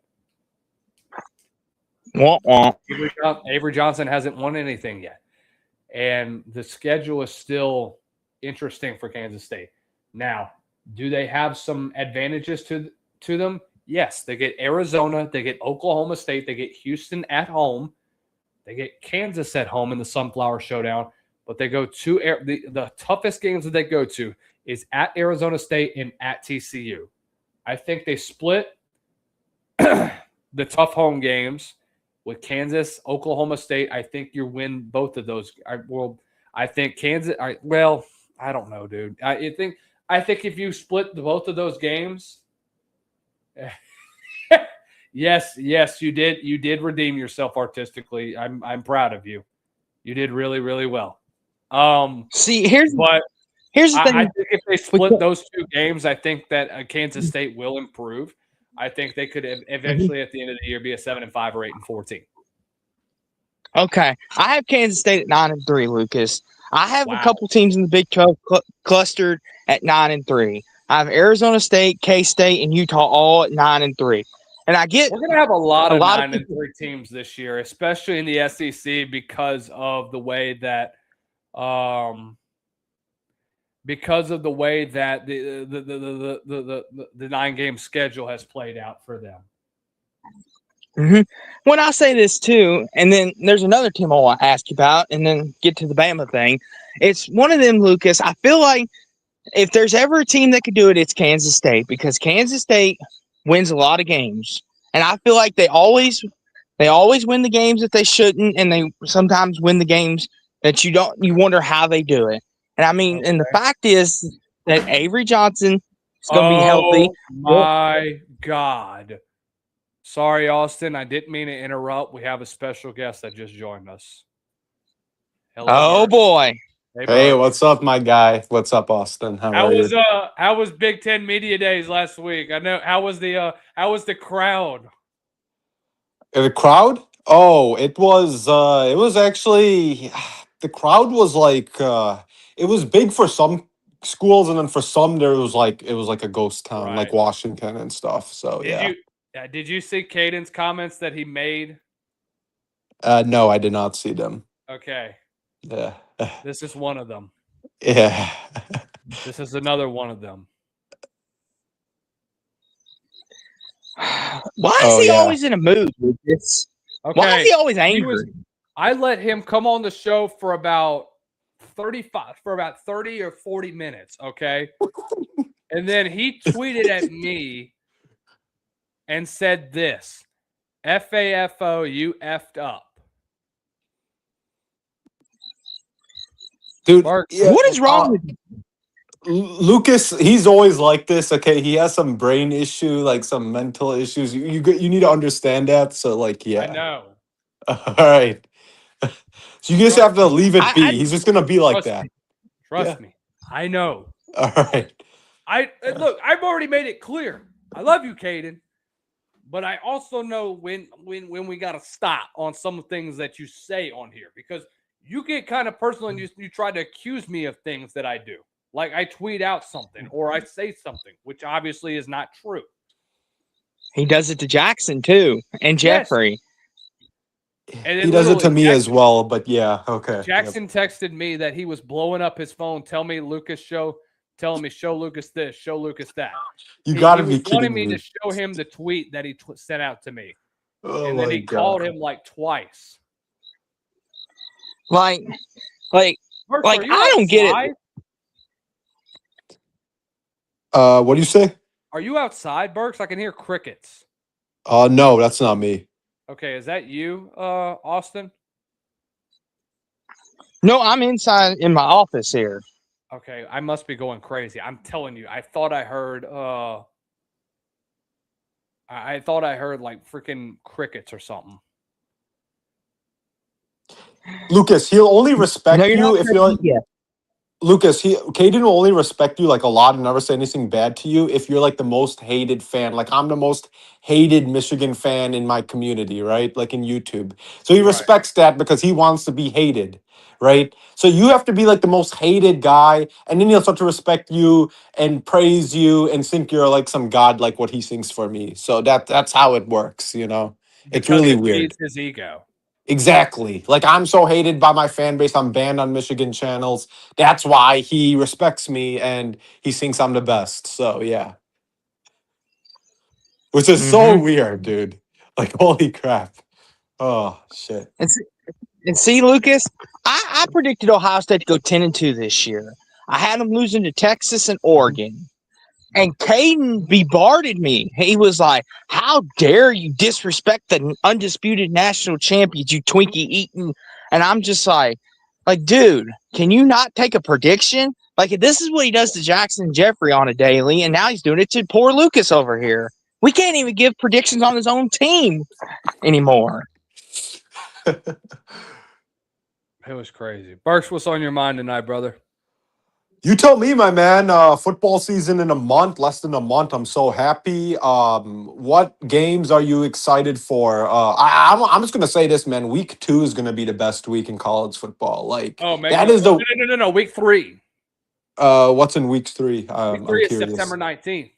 Oh, yeah, those are good. But honestly, dude, Michigan, Ohio State playing, Oklahoma and Texas. And then, Oh, you're talking. Okay, well, Cal football and UCLA. Okay, let's talk about this. Yeah. I've tweeted out about Cal and UCLA. I'm telling you that It's week gonna 1 game is going to determine who's the better team on the West Coast. I'm telling you, Cal is a team that I'm really mad no one's talking about right now. You have a QB who has a first round potential, even top 10 pick. And he is. It's amazing. He's better than Bryce Underwood. I'm telling you. Okay. He is better. Yeah. It's like, and then you got the Oregon's DC, right? And it's just that game is gonna be a amazing game, man. Like I'm telling you. No one's talking about Cal. I like the slate that you have in week 2. You have border war with Missouri and Kansas. I think that could be an interesting one. You have the 11 a.m. kickoff for Oklahoma and Michigan at the Big House, which I think is interesting. Here's an interesting game that I don't think people are going to pay attention to. Arizona State again going to College Station. Arizona State has Cutter Boley coming from Kentucky. Arizona State got 2 wide receivers from the portal that are going to be really, really good this year. I think that's an interesting one. Oregon going to Oklahoma State. We'll see what that ends up. Dude, the line right now is just Oregon 18.5.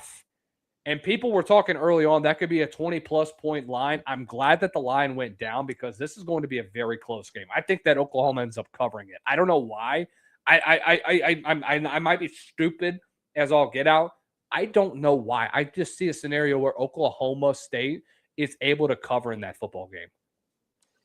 They do have a Lucas. Yeah. I was just going to say real fast. I'm going to blow Lucas's mind here in a second. Lucas, what do you think about my prediction of Mississippi State upsetting Alabama? Do you think I'm far-fetched out there with that? No. Because Kamario Taylor plays a lot like what Lenore Sellers was in 2024 for South Carolina. Okay. A lot of people have been telling me that's too far-fetched for that to happen. I was like, no, it's not.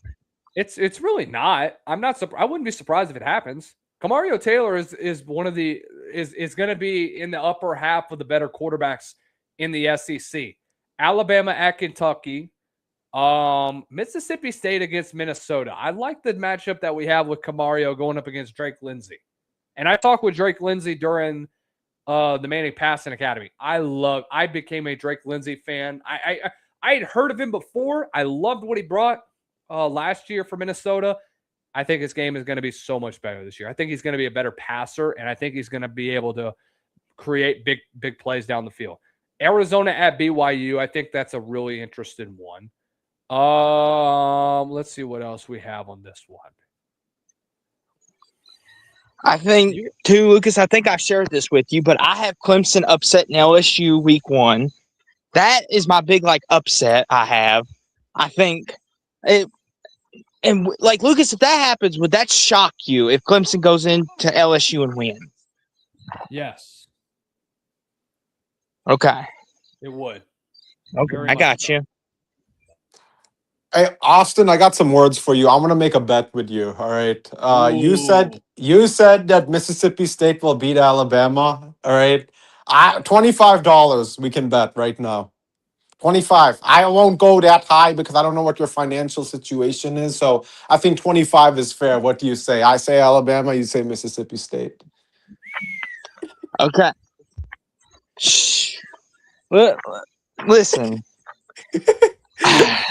$25. I'm not doing 50, 100. I'm not doing any of that. I'm not like the guys at Michigan who like to bet 50, 100 or plus. You have to. I'm thinking on it because you got to realize. Because I made a bet with Jackson and Lucas. I don't know if Jackson's told you this, but I bet $300 that Texas Tech would be better than Alabama this year, and he put 300 up too. We both put 300 down that our respective team will be better. Because Jackson believes Alabama will have the better season. I believe Tech will have the better season. So we both made a bet about it. And I'm sorry, you put up $300 for this?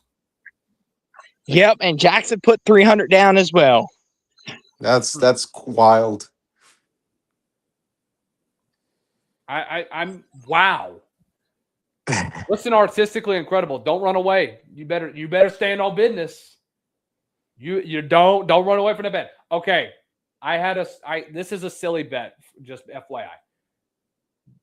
You'll never believe what fan base I've been interacting with a lot lately, and that's North Dakota State. North Dakota State plays Jacksonville State on August the 29th, 22 days away from now. I would have had Jacksonville State a slight favorite in that football game. But NDSU is a 7-point favorite. I have Jacksonville State upsetting North Dakota State. I would say it's the opposite way, in my opinion, if I was running the books. If North Dakota State beats JSU in Fargo, I'm going to be drinking a gallon of milk. Ooh, okay. And yes, I will be throwing up in the midst of this. It probably will happen. It will probably be here. Say hey. Now, do you at least get something to chase it with, Lucas? Like a donut or something? Like a food chaser to help it go down? Or do you just have to drink it straight up? Yes, I agree. Oh, that's painful. I was going to say, if you get like a cupcake or a donut, that'll help out somewhat. But if you have to drink it straight up. It's just going to be straight. It's just going to be a straight up freaking milk. Oh, boy. I'll pray for you that day, Lucas. HBCU versus HWCU. What does that mean artistically? Oh, by the way, speaking of HBCUs, I'm going to Prairie View A&M at some point this year. So we'll see what happens with that one. I think who does Prairie View play? They play. They do play it. I think they play UNLV this year. Oh my gosh, I love it. Historically black college and university versus a historically white college and university. That's actually kind of funny. All right. Mm-hmm. You can go. In which, Lucas, to kind of give you a little backstory on mine and Jackson's bet, because I do think it's important. So we were doing a tier list the other night, and we were going back and forth on this, and I moved Texas Tech ahead of Bama. I said, I think still on paper, even though their quarterback, Will Hammond, was thrown in the brace and everything, I still think they have the better roster and a better chance to go back to the playoffs because they're loaded with talent across the board. They've got the money. And Jackson's arguing and saying the quarterback is going to be what bites him in the butt. So he made the play. He goes, I'll bet you $300, Austin, that Alabama will have a better season than Texas Tech. And I put 300 down the other way. I said that, and Jackson says, we'll see about that. And so now someone's going to end up with $600. Let me ask you, Lucas. Mm-hmm. Go ahead. You standing on business with that one, aren't you? Yeah, I am. Like, Lucas, listen, you can't run scared. I done made the bed. Like, I ain't running. Yes. I believe in my heart of hearts. I believe in my heart of hearts Texas Tech is better. I think they will have a better year than Bama. Wow. Oh, my God. Like, wow. Oh, yeah.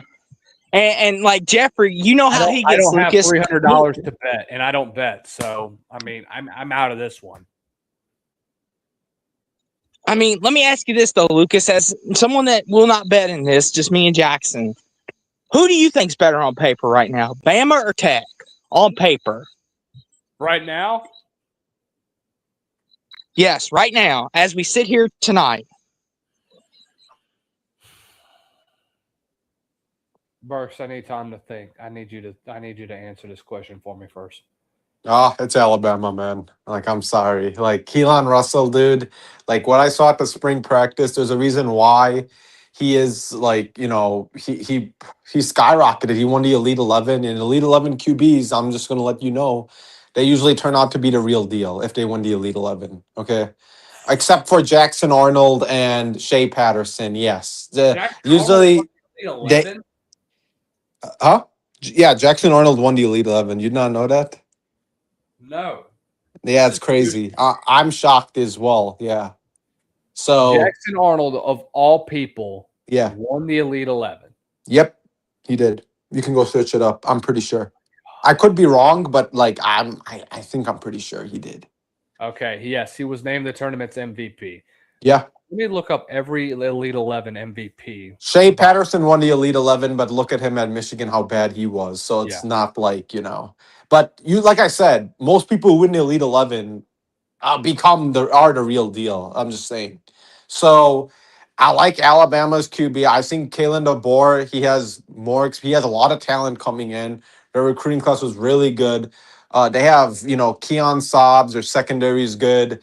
I just think, listen, Tech does not have a QB, I feel, and I don't think Hammond is going to be that great. Like, he could be good, but like, I don't think he's no Keelan Russell. And I don't know. I just feel Alabama is the better team. But now you have a harder schedule, so it's possible Tech will have a better record. But I feel like if Alabama and Tech were to play, Alabama would win. So that's how I view it. Let's go through every Elite 11 MVP real fast. I don't know what Burks, I'm glad you brought this up, and I'm really intrigued now on this one. So this is dating all the way back to 1999 when they started the Elite 11 competitions. So 99, it was Brock Berlin. He went undrafted. He was at Florida, or initially was at Miami, ended up at Florida, or was at Florida, ended up in Miami. Had some good years, but overall just really wasn't that great of a quarterback. He went undrafted. 2000, it was Brody Croyle. He's an Alabama legend, I guess, but had some really solid years. Ended up being a third-round pick. Spent some time with the Chiefs. I thought he was pretty good with the Chiefs for the most part. But the one that ended up having the better career out of them all was Matt Leinart, who won the Heisman Trophy that year. The best quarterback that came out of 99 was Matt Castle, who spent 10-plus years in the NFL and won a Pro Bowl, I believe. He did. Looking at 2001. 2001 was Ben Olsen. He didn't go anywhere. He went on a mission trip with BYU and then ended up deciding to say, all right, I'm going to end up back on the West Coast. Ended up at UCLA. Didn't really do a whole lot there. The best quarterback that came out of that one was Troy Smith, who won the Heisman Trophy. But I think longevity-wise, or really the one that had a better career out of that one in, 2001, was Vince Young.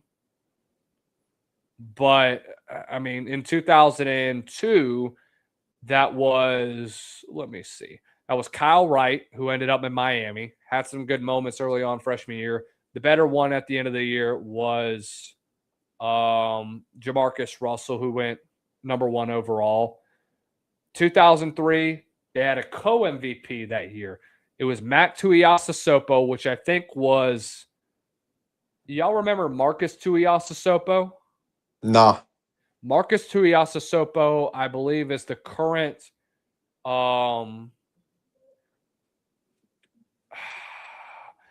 he is the head coach. So I think he's a coordinator. Yeah, I think he's a quarterback's coach with Detroit right now. Marcus Tuiasosopo is a legend out at Washington. Everybody loves him out there. But Matt Tuiasosopo ended up playing baseball. So he never really did a whole lot after that one. But Rhett Bomar was the Elite 11 MVP in 2003. He ended up starting at Oklahoma, solid first year, got in trouble because of the car dealership ordeal. The best career was Cornelius Ingram, who ended up getting drafted as a tight end. 2004, it was Mark Sanchez, who had the better career as well. We know what happened with him whenever he was at USC.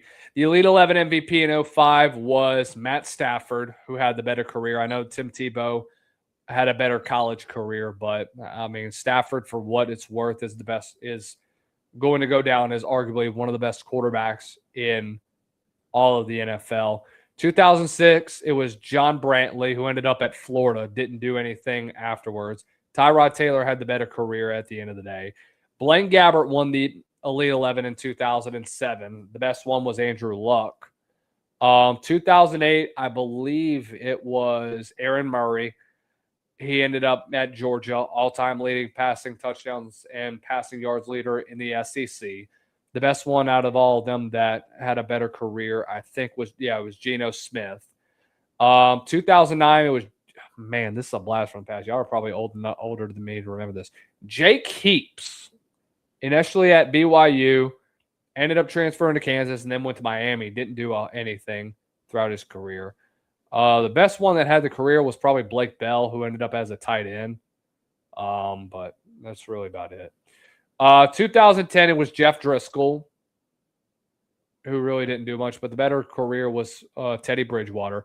2011, it was a tie between man, what a blast from the past.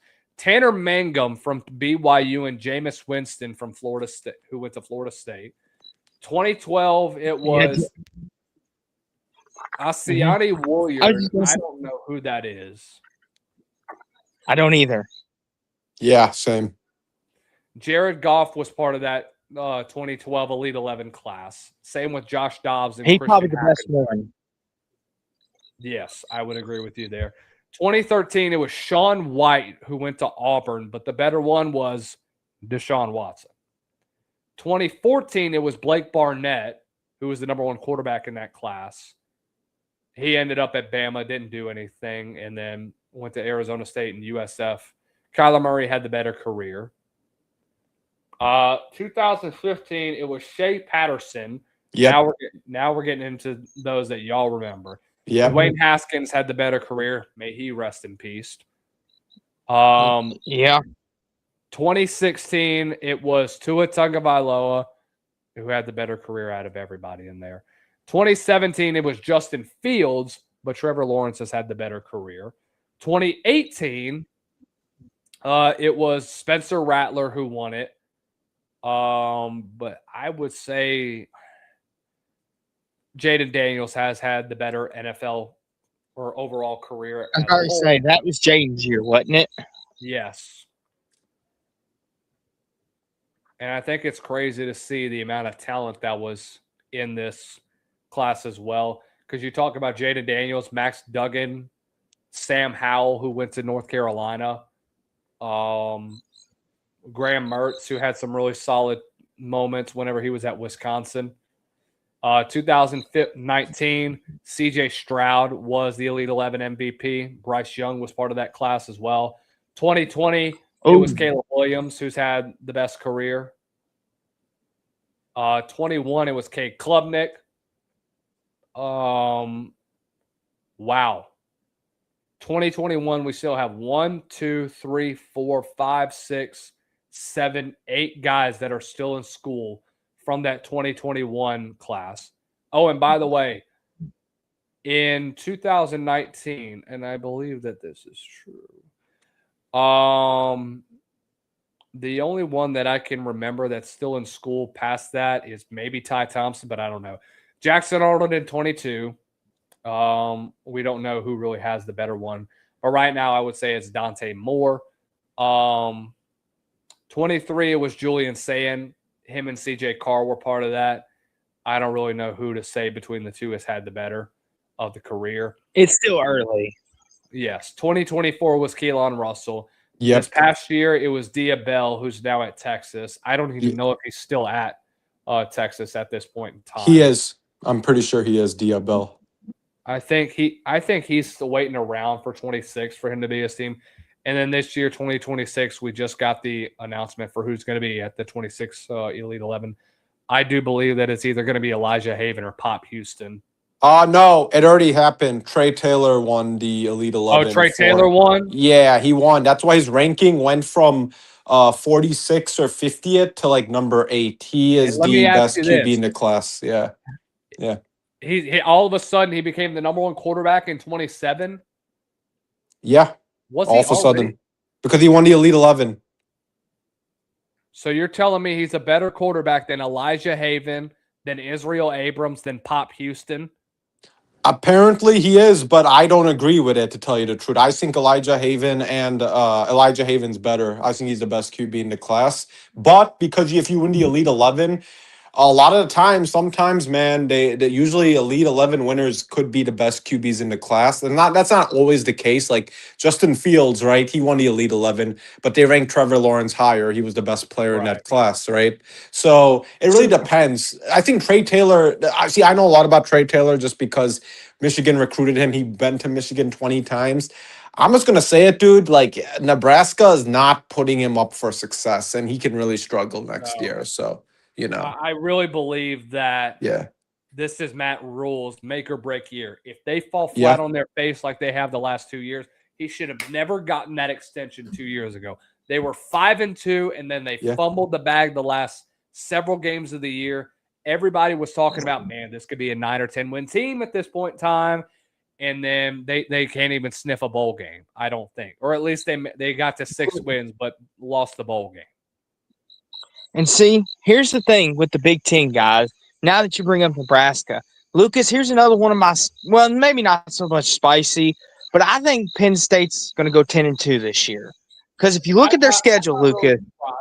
The schedule is dog water, and they have basically Iowa State's roster in Happy Valley. Hold on one second, guys. I'm going to run to the bathroom, but y'all continue. Okay. Birch, what do you think about that? My prediction of Penn State going 10-2. Looking at their schedule, I know it's a new head coach and new stuff, but the Big Ten really rolled out the red carpet for Matt Campbell. They gave him a pretty easy path to get 10 wins. I would be shocked if they don't win 10. Listen, I actually like Penn State's head coach. Michigan was trying to get him at one point, and he can get better recruiting talent now that he's at Penn State. But yeah, 10-2 is possible. Austin, you're not wrong. The Michigan game, it'll be close. Like it can go either way. I'll be honest with Michigan, Penn State. This is not a game that Michigan can just. So yeah, 10-2 is possible. I personally think it's going to be 9-3 because this is his first year as Penn State head coach, first time in the Big Ten. He's never, and that's what I'm saying with these new guys like Kyle Whittingham and stuff. Don't think they'll just dominate right away. They are in a new conference. Those two have always been in the Big 12 or something easier. They don't know what Big Ten football is like just yet. So kind of gotta hold your horses, even if the schedule is easy, But yeah, Penn State, it's possible to go 10-2. That would probably be their best. But I'm sticking more with 3-loss, Penn State. So, and that's fair too. I mean, because you look at it, Birch. I mean, like you said, obviously new head coaches learning everything. So yeah, there could be the learning curve as well. But I'll say this, Birch. I saw this morning on my way to work. There was someone in the Michigan media. I forget his name, Birch. If I find it, I will tell you. Had Michigan going 11-1 with their only loss to Ohio State. Yeah, they're clowns. They're clowns. Hey, don't listen to any Michigan media. They're the worst in college football, Austin. They all lied to you. They've lied to us since 2019. They've been lying to us. They are the worst media. I think it could be Isaiah Hall because he's a sunshine pumper, but I don't know. But they all like to sunshine pump. They all like to tell lies. They're the worst media. So I'm just letting you know, never listen to anything the Michigan media says because they're the worst in college football and all they do is sunshine pump. Let me fill Lucas in real fast. Yeah. Lucas, so I was on my way to work this morning. Yeah. Okay, so I was on my way to work this morning, and I was telling Birch that I was listening to some content. There was this guy that he's a Michigan guy. He predicted him to go 11-1 with one loss to Ohio State, and that was it. And I was asking Birch, is that actually a real thing? And he says, and that's where he's getting the Michigan media is one of the worst in the country. They are the worst. They're not one of the worst. They are the worst. I believe it. Okay. I mean, like Lucas, what do you have Michigan as right now? 9-3, probably. Yes. Yeah. I do too. What about you, Bert? I do too. They won't make the playoffs. It's just I don't think not this year. They need another year. This is Kyle Whittingham's first year. He had never coached in the Big Ten. And they have some really hard, like Indiana is bringing back more talent, man. Like they got like that Daly guy back, that edge, and that's gonna be even a harder game for them now that some players are coming back on Indiana, getting their 5th year. Ohio State, man, it's like I'm telling you. It's a team that you don't want to. At Ohio State, it's going to be a hard win. And then Oregon is just favorites in the Big Ten or one of the favorites. So those And they three have the should. best defense in college football too. Yeah. So I'm just gonna say that. Okay. It's Burks, by the way, That's artistically. Burks. Yeah, Burke's the Walmart Wolverine. Artistically incredible. Yeah, that's what I call myself. But yeah. Walmart Wolverine. Yep. You know The what? embodiment. I'm the Okay. embodiment of a Walmart Wolverine, just letting you know. So I love it. yeah. I love it. Okay. I'll say this too, and I want to say this about the Bama thing real fast. So these Stephen A. Stephen A. is notorious for pushing the narratives out there. Obviously, and if anybody, this is no sport. College football either. He's a clown. He's a huge clown. See, here's the thing: if he likes you, you're in good with him. He'll talk all nice about you or something. And it's like, you're right, Lucas. A lot of these people at ESPN do not know what they're talking about. They just spew on and they see things like you see. And it's not just Stephen A. There's a lot of them, Lucas, that go on that network and say, oh, Alabama, they're no longer this. They've fallen off. Kalen DeBoer needs to be fired yesterday. Or they say these things, Lucas, and I think it's all for headline. Now, has Alabama taken a dip a little bit? Yes. You expect it after one of the greatest coaches of all time leaves you. But are they as big as dip as people are saying or projecting? No. Alabama's still going to be 9-3, 10-2, and right there for the playoffs. They're a playoff team, contender almost virtually every year.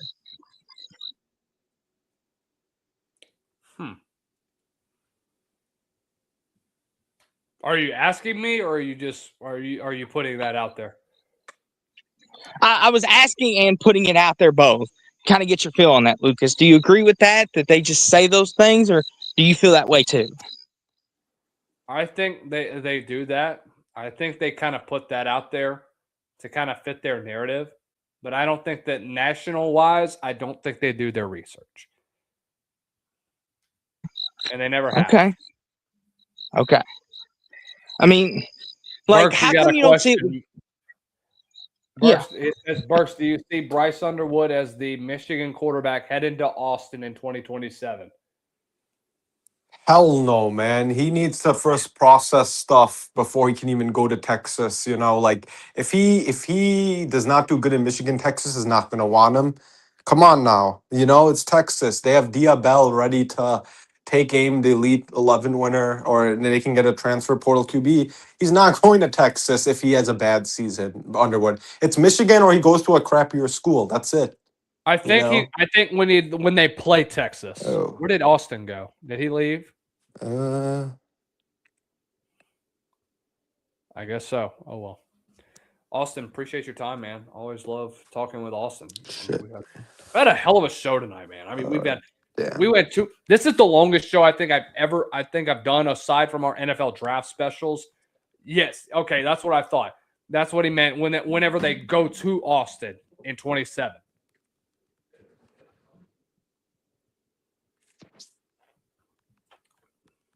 That's what I thought.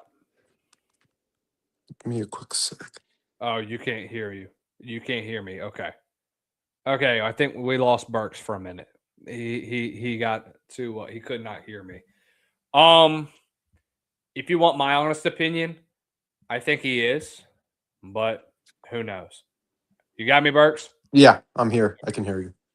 But yes, do you think that he is? He's asking, do you think that he will be the quarterback whenever y'all play Texas next year? Oh man, you're giving me such a hard question. That I don't know. I can't even answer that because apparently you've been vocal about Yeah. how you've got a second stringer behind him Yeah. that is playing significantly better. Yeah. Not only that, man, but who's that player? Damn, who talked trash about NFL player? What's his name on the Rams or something? Or Eric Weddle, right? Yeah, he really said some stuff that is really concerning when he's been in the NFL and one of the all-time greats. So honestly, I'm leaning towards no. I am starting to lean towards no because, like, I don't know, man. It's just he really his development really got screwed his first year, and we don't know if he can come back or not. It's really, it's Concerning. It is concerning, dude. And I have. Oh, by the way, what was that, Lucas? Are you a Saints fan by any chance? Like NFL? No, I have not watched the NFL in 2.5 years. Oh my God, Let man! me tell you, I Yeah. covered the Saints with our school's channel. We got banned from doing that because I said something about the Saints. So I have a What?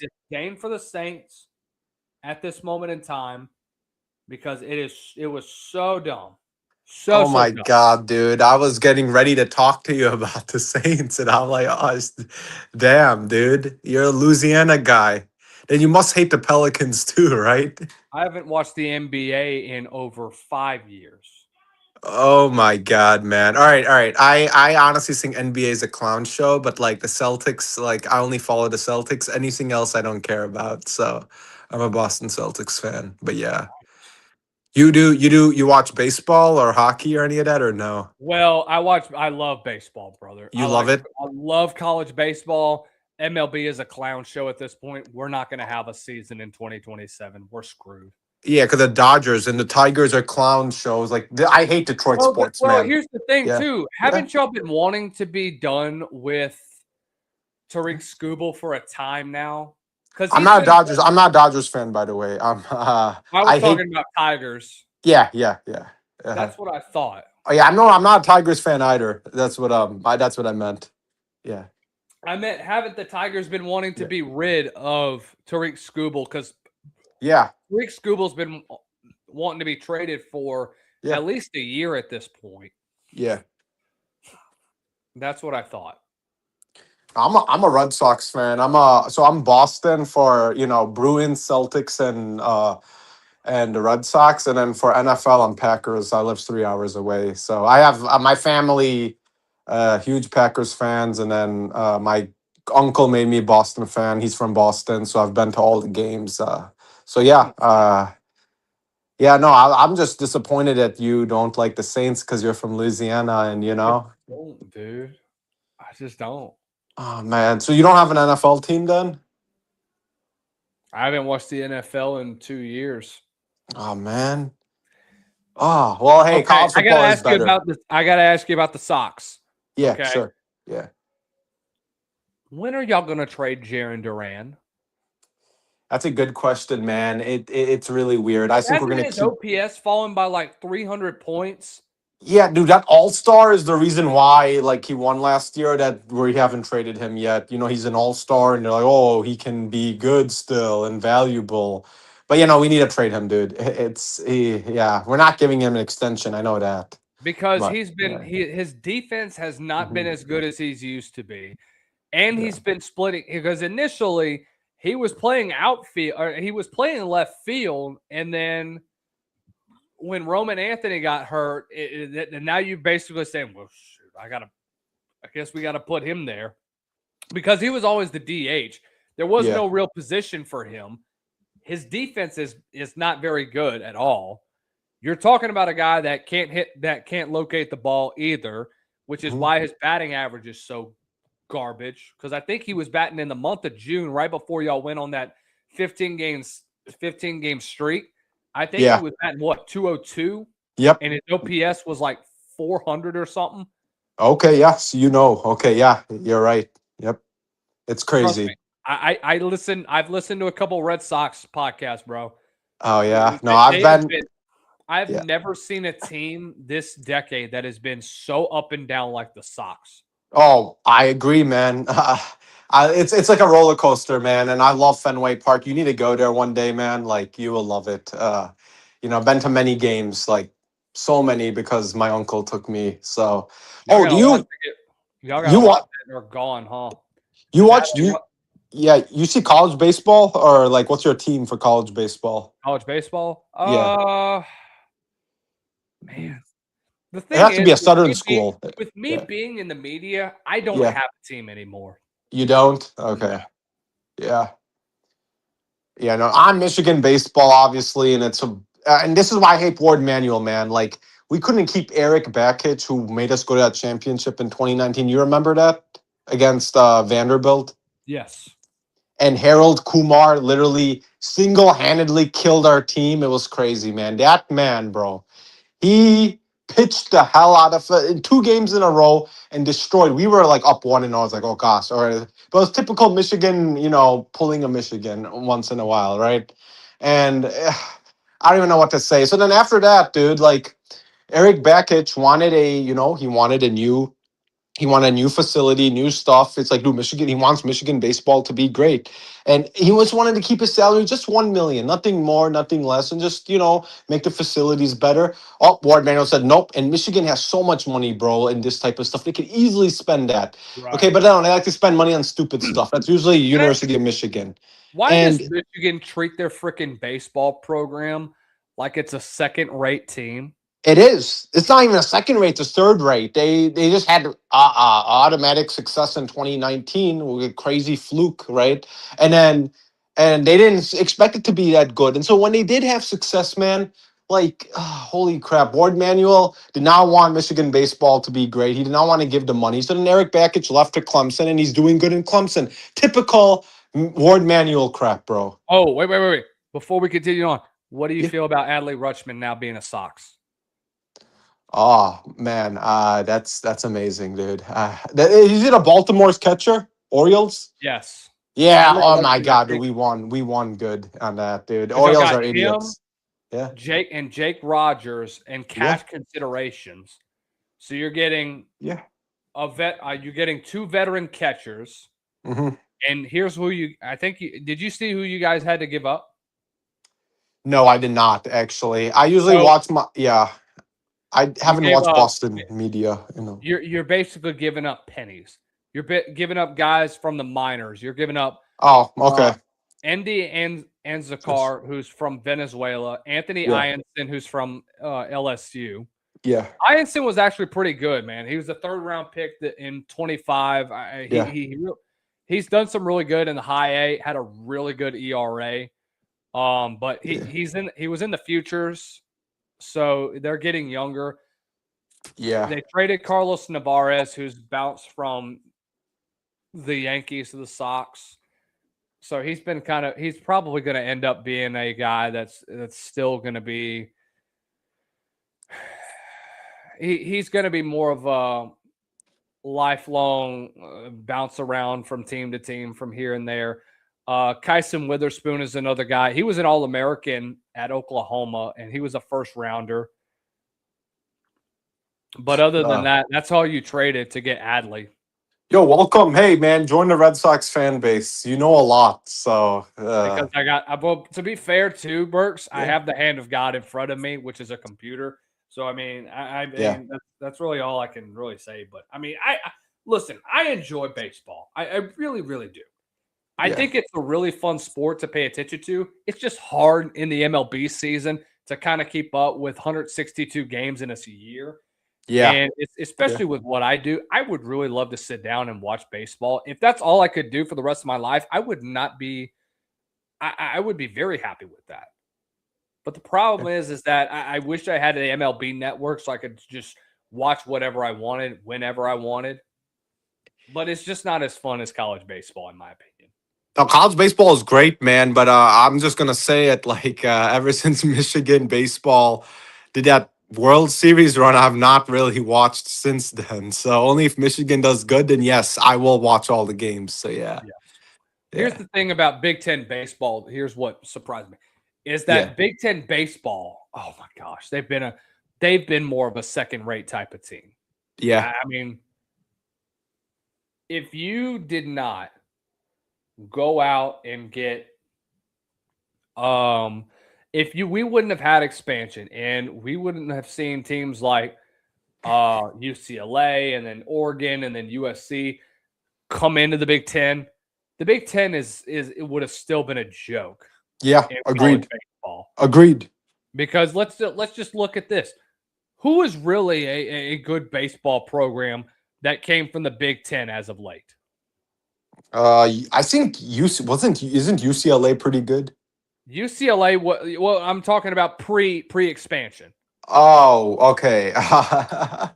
Nebraska was decent, but like other than that, actually, I don't even know if Nebraska was good. Actually, I don't even know. I don't think any of them were really good. Yeah, Yes. yeah. No, I mean, they invest so much more. SEC invests so much more in baseball. You don't well, they understand, do. dude. Like Vandy, LSU, man, crazy. Yeah. Vandy USC especially, has dude. 12 national titles, but all of them came when they were in the Pac-12 or Pac-8, Pac-10, Pac-12. I'm looking at the Big Ten. Minnesota technically has 3, but I mean, yeah, they were still part of the Big Ten at the time. Yeah, But I mean, Vandy it was baseball so was one-sided in the just Big Ten, yeah, dude. yeah. No, they're not good, period. They're just not a baseball school. And don't get me started with LSU baseball. I hate that program. I hate LSU more than any university. I think I've told you that. Hate them even more than Ohio State.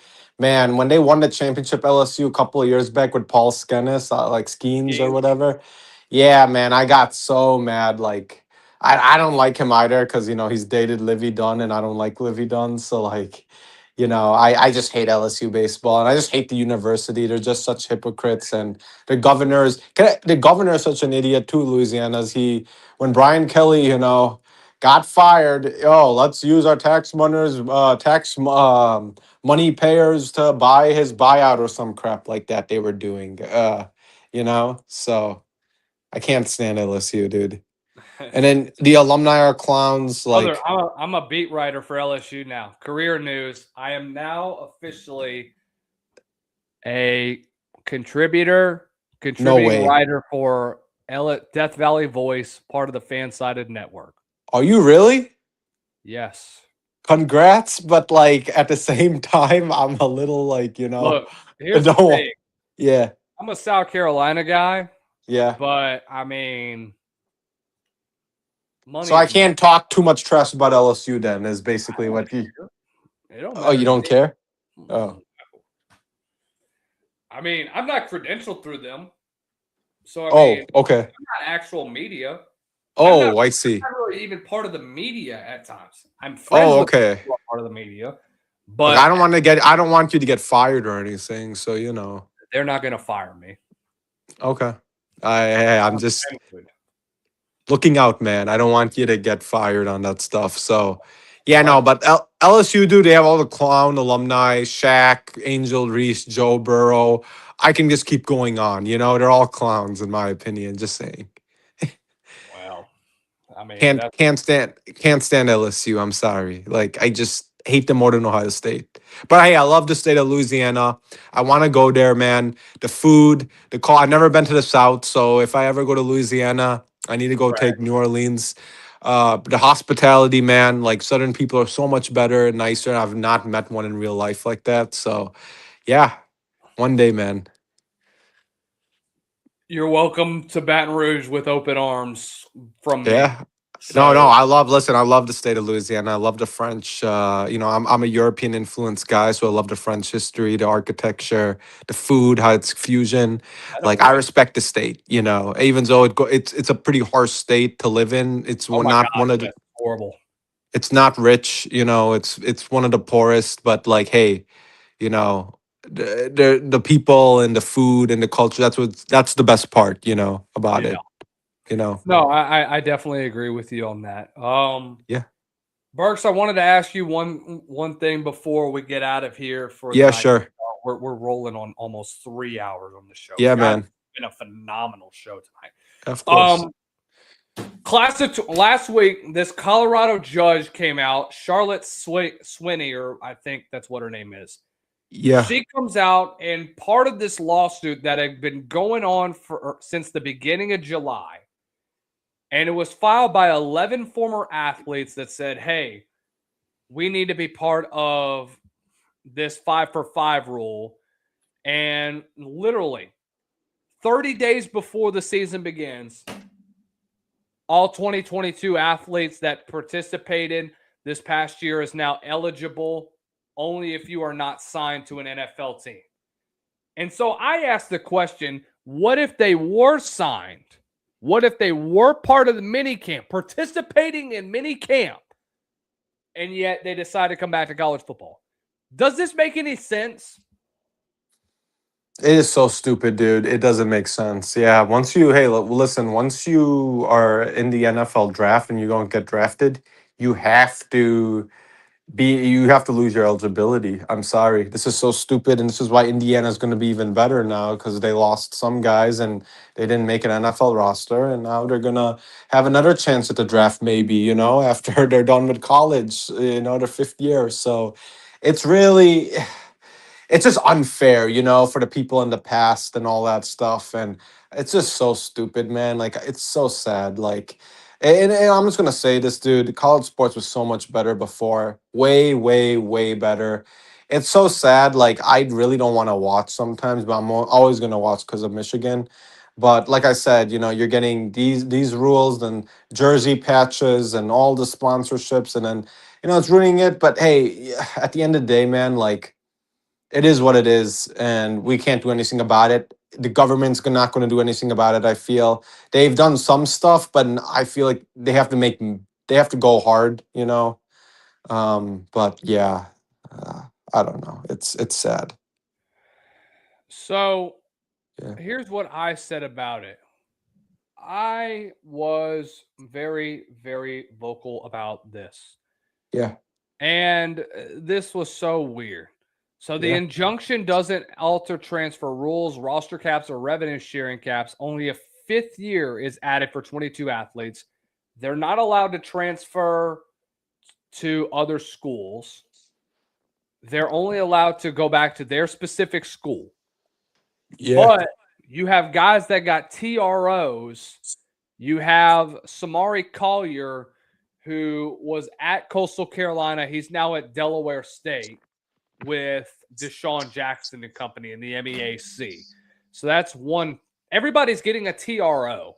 That's what's even more insane is that they can get around the transfer rule is because as long as they have that TRO, which is basically a temporary restraining order against the NCAA, that allows him to go into the portal and goes to join an FCS program.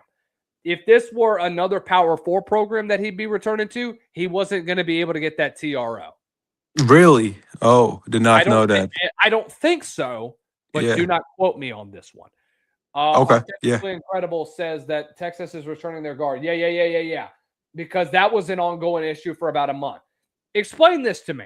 How is it that a lawsuit like this can go on for about 3 or 4 weeks and have a judge from Colorado that decides that picks up this case on July the 8th, and by the end of the month, she comes up with the decision to allow this to happen? This is ridiculous. Come on. This is stupid. And you have these other lawsuits that were going on from guys that were trying to get an extra year of eligibility from last year. Roswell Faison situation.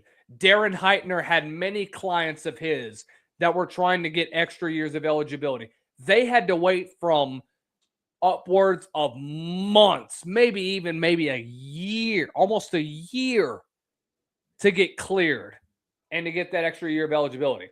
But this one for 2022, 3 weeks, everybody that hasn't signed an NFL contract is eligible. Anybody that's not on an NFL roster, eligible. How the hell does this make any sense? Because it doesn't. And it pisses me off that we have things like this because, listen, there is no stability anymore in college football. This is why I get that piece that the Protect College Sports Act has flaws. I understand that. But you at least have some revisions in this document that doesn't allow for things like this to happen. I think this started back in January when the NCAA could have stepped in. When they introduced 5 for 5, they could have included 22 athletes to be in this ruling. But after that, you have all athletes that have signed MLB, that have signed, or really minor league contracts, that have signed NBA 10-day contracts, 2-way contracts, whatever it is, and NFL minicamp contracts. And after being released, they decide, you know what? We're going to come back in college football. Artistically incredible. That is funny. Maybe Diego Pavia can fight for his 8th year. If he was in the class of 2022, yes. I think he was in the class of 2019, I want to say, though. Diego Pavia can go play in the UFL. I'll see him next year. I can't wait to cover the UFL next year. But this could not have been any worse on the timing with the way that this was proposed. We're going to decide 30 days from the start of college football, bam, all these dudes are eligible. And now you have basically late season additions to the roster. That affects dudes that came out of high school in that roster. That's wild, man. Like I'm speechless, dude. And I'm just gonna say it. The people who made the Protect College Sports Act, they did not do a good job. The coaches that are involved and the government, whoever was it, they did a pretty garbage job in this. There has to be more details and more in depth into this, because when you're not in depth with this stuff, then there can be some loopholes in this stuff that, will be legal. That's the issue here. They did a poor job making the act. I'm just gonna say it. Should have been more rules and stuff. It's BS, man. And they're trying to get this done by the time the August recess comes into play, which I think will be next week. It's just, my God, man. There is no clarity with this at all. And you're not going to get a bipartisan agreement with this, because all likelihood, this is going to get killed, which I do not want it to be killed in the Senate. But you have so many freaking things that are going on right now. Ross Dellinger literally just reported about 5 minutes ago. Senators have distributed a late-night hotline in an attempt to gain unanimous consent to accelerate the votes. This PCSA Act is included in the hotline. Objections are due in literally 15 minutes. A wild Friday night on the Hill marches towards midnight. That's insane. Yeah, it's man, I wish us fans could do something about it, but we're just sitting ducks at this point. We can just talk about it. That's all we can do at this point, is just talk. I wish I could have the power to do something, man. I really do. There's a bunch of state attorney generals that have raised concerns about the NIL bill as well, which is, I think, the SCORE Act. Yeah, no. Is the SCORE Act in the House, or is it in that part of the Senate? Man, I think it's in the part of the Senate, actually. Okay. I might be wrong on that, but yeah. Here's what's first of all, it started off with the biggest issue with that bill was media rights with the SEC and Big Ten. They got that situated, and all the antitrust issues that happen with that. Then you have, here's my guy. This is my guy. I love Trey. Trey Wallace put out this. Now it's about protecting women's sports and the integrity of women's sports. So this would basically alter, I think part of this, I don't think it would alter anything, but it would prevent states from altering their rules about banning dudes from women's sports, which I don't think we should have transgenders in women's sports. Okay. 100%. Let's just be, if you are a realistic human being, you're not allowing this. That's why there's statements that are being made right now with Enes Kanter entering the WNBA draft. They have another guy that just entered the WNBA draft 2 years ago, or two hours ago, because they know how stupid this is, and they know that the WNBA doesn't care about their athletes. That's why Caitlin Clark's getting her freaking head beat in, and they do nothing about it. And guess what? They're not protecting their athletes. So why not make a statement and say, you know what? I'm transgender. There's no rules that are saying, hey, there's no rules that are saying, hey, if I say I'm a woman, I can play in the NBA. I can play in the WNBA. The only one that's standing up for a woman like Caitlin Clark, who's helped really elevate the league to new heights, is Sophie Cunningham. Thank you, Artistically Incredible, for mentioning that. But going back to this bill, it had AGs in numerous states with the Big Ten or SEC affiliations concerned regarding women's sports.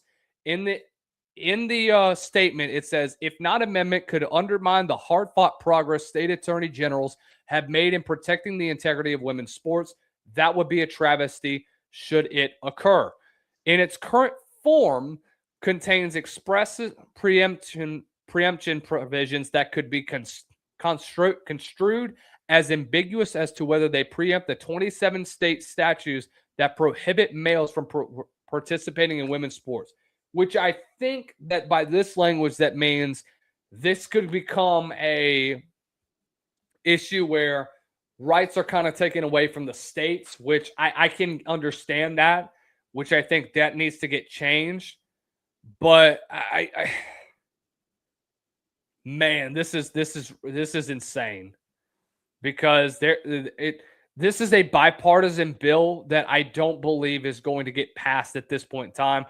But when I chat GPT this the other day, I understand it's chat GPT, but I looked at it, and chat GPT gave it about a 60 to 65% chance that it goes through the Senate at this point in time. Now, I think that number's down to maybe 45 to 50%. It's very, very slim now that it ends up going through the Senate before the recess for August, which is very concerning. Yeah.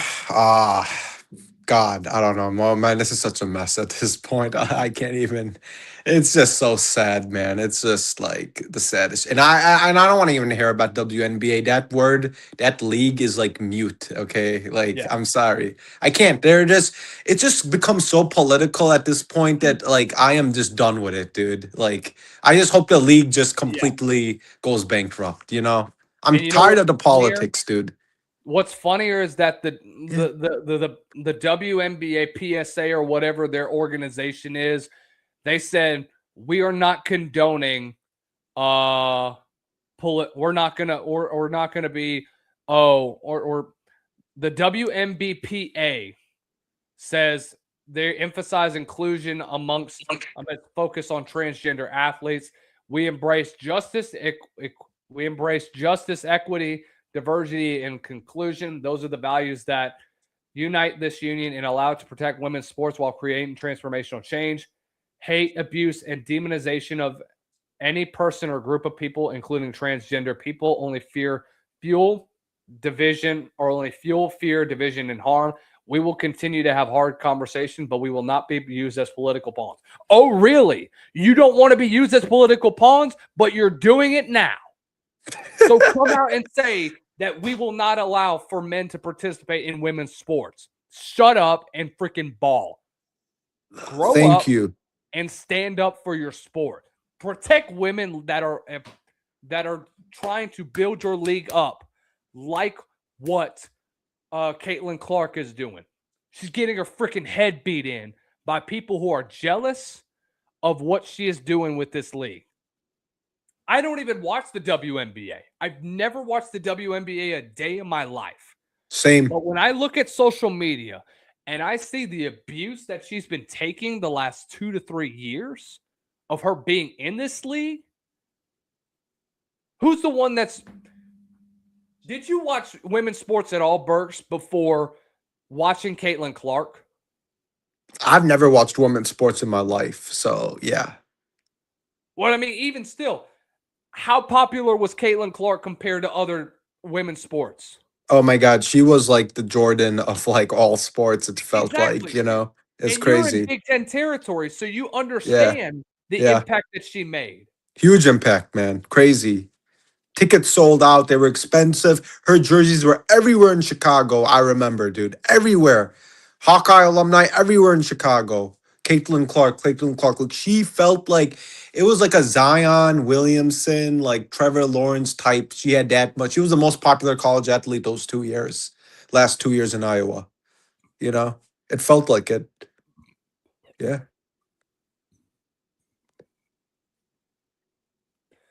But I think what's going to eventually happen is that, guess what? I would not be surprised if they get denied, if Enes Kanter and this other guy that decided, hey, I'm going to enter the WNBA draft, if they don't get drafted and if they don't get signed at all, and if it's because of what they are, you better believe that the WNBA is about to be basically kind of pooping themselves because they're kind of playing to a certain crowd. So they want to say that this isn't political. I would beg to differ in the way that has occurred. But guys, that is going to wrap it up for us here on the Southern Sports Scene. Oh my God, I can't believe we went 3 hours talking college ball. My freaking throat is dry. I am tired. I'm about to go to bed. Guys, thank you so much for hopping on inside the show. Thank you to all of our callers that hopped on in. Burks, thank you, my brother. Always a pleasure talking to you. Stay safe out there in Chicago. We'll see you next week. Take care, my dude. Always appreciate our callers tuning in. Guys, thank you all for hopping on in. Y'all make sure to like, share, and subscribe down below. Tell your friends and family about us, what we're doing at the Southern Sports Scene. College football is just around the corner, man, and boy, do we have some stuff to talk about. But, guys, y'all have a great rest of the week. We'll see you guys on Tuesday. Got a lot to talk about from here and from everything in between from here and all the way to the WNBA, man. I never would have thought we'd be talking about the WNBA. Like, that's insane to me. But, guys, thank you guys for tuning on in. Y'all have a great rest of the night. Stay blessed and don't stress.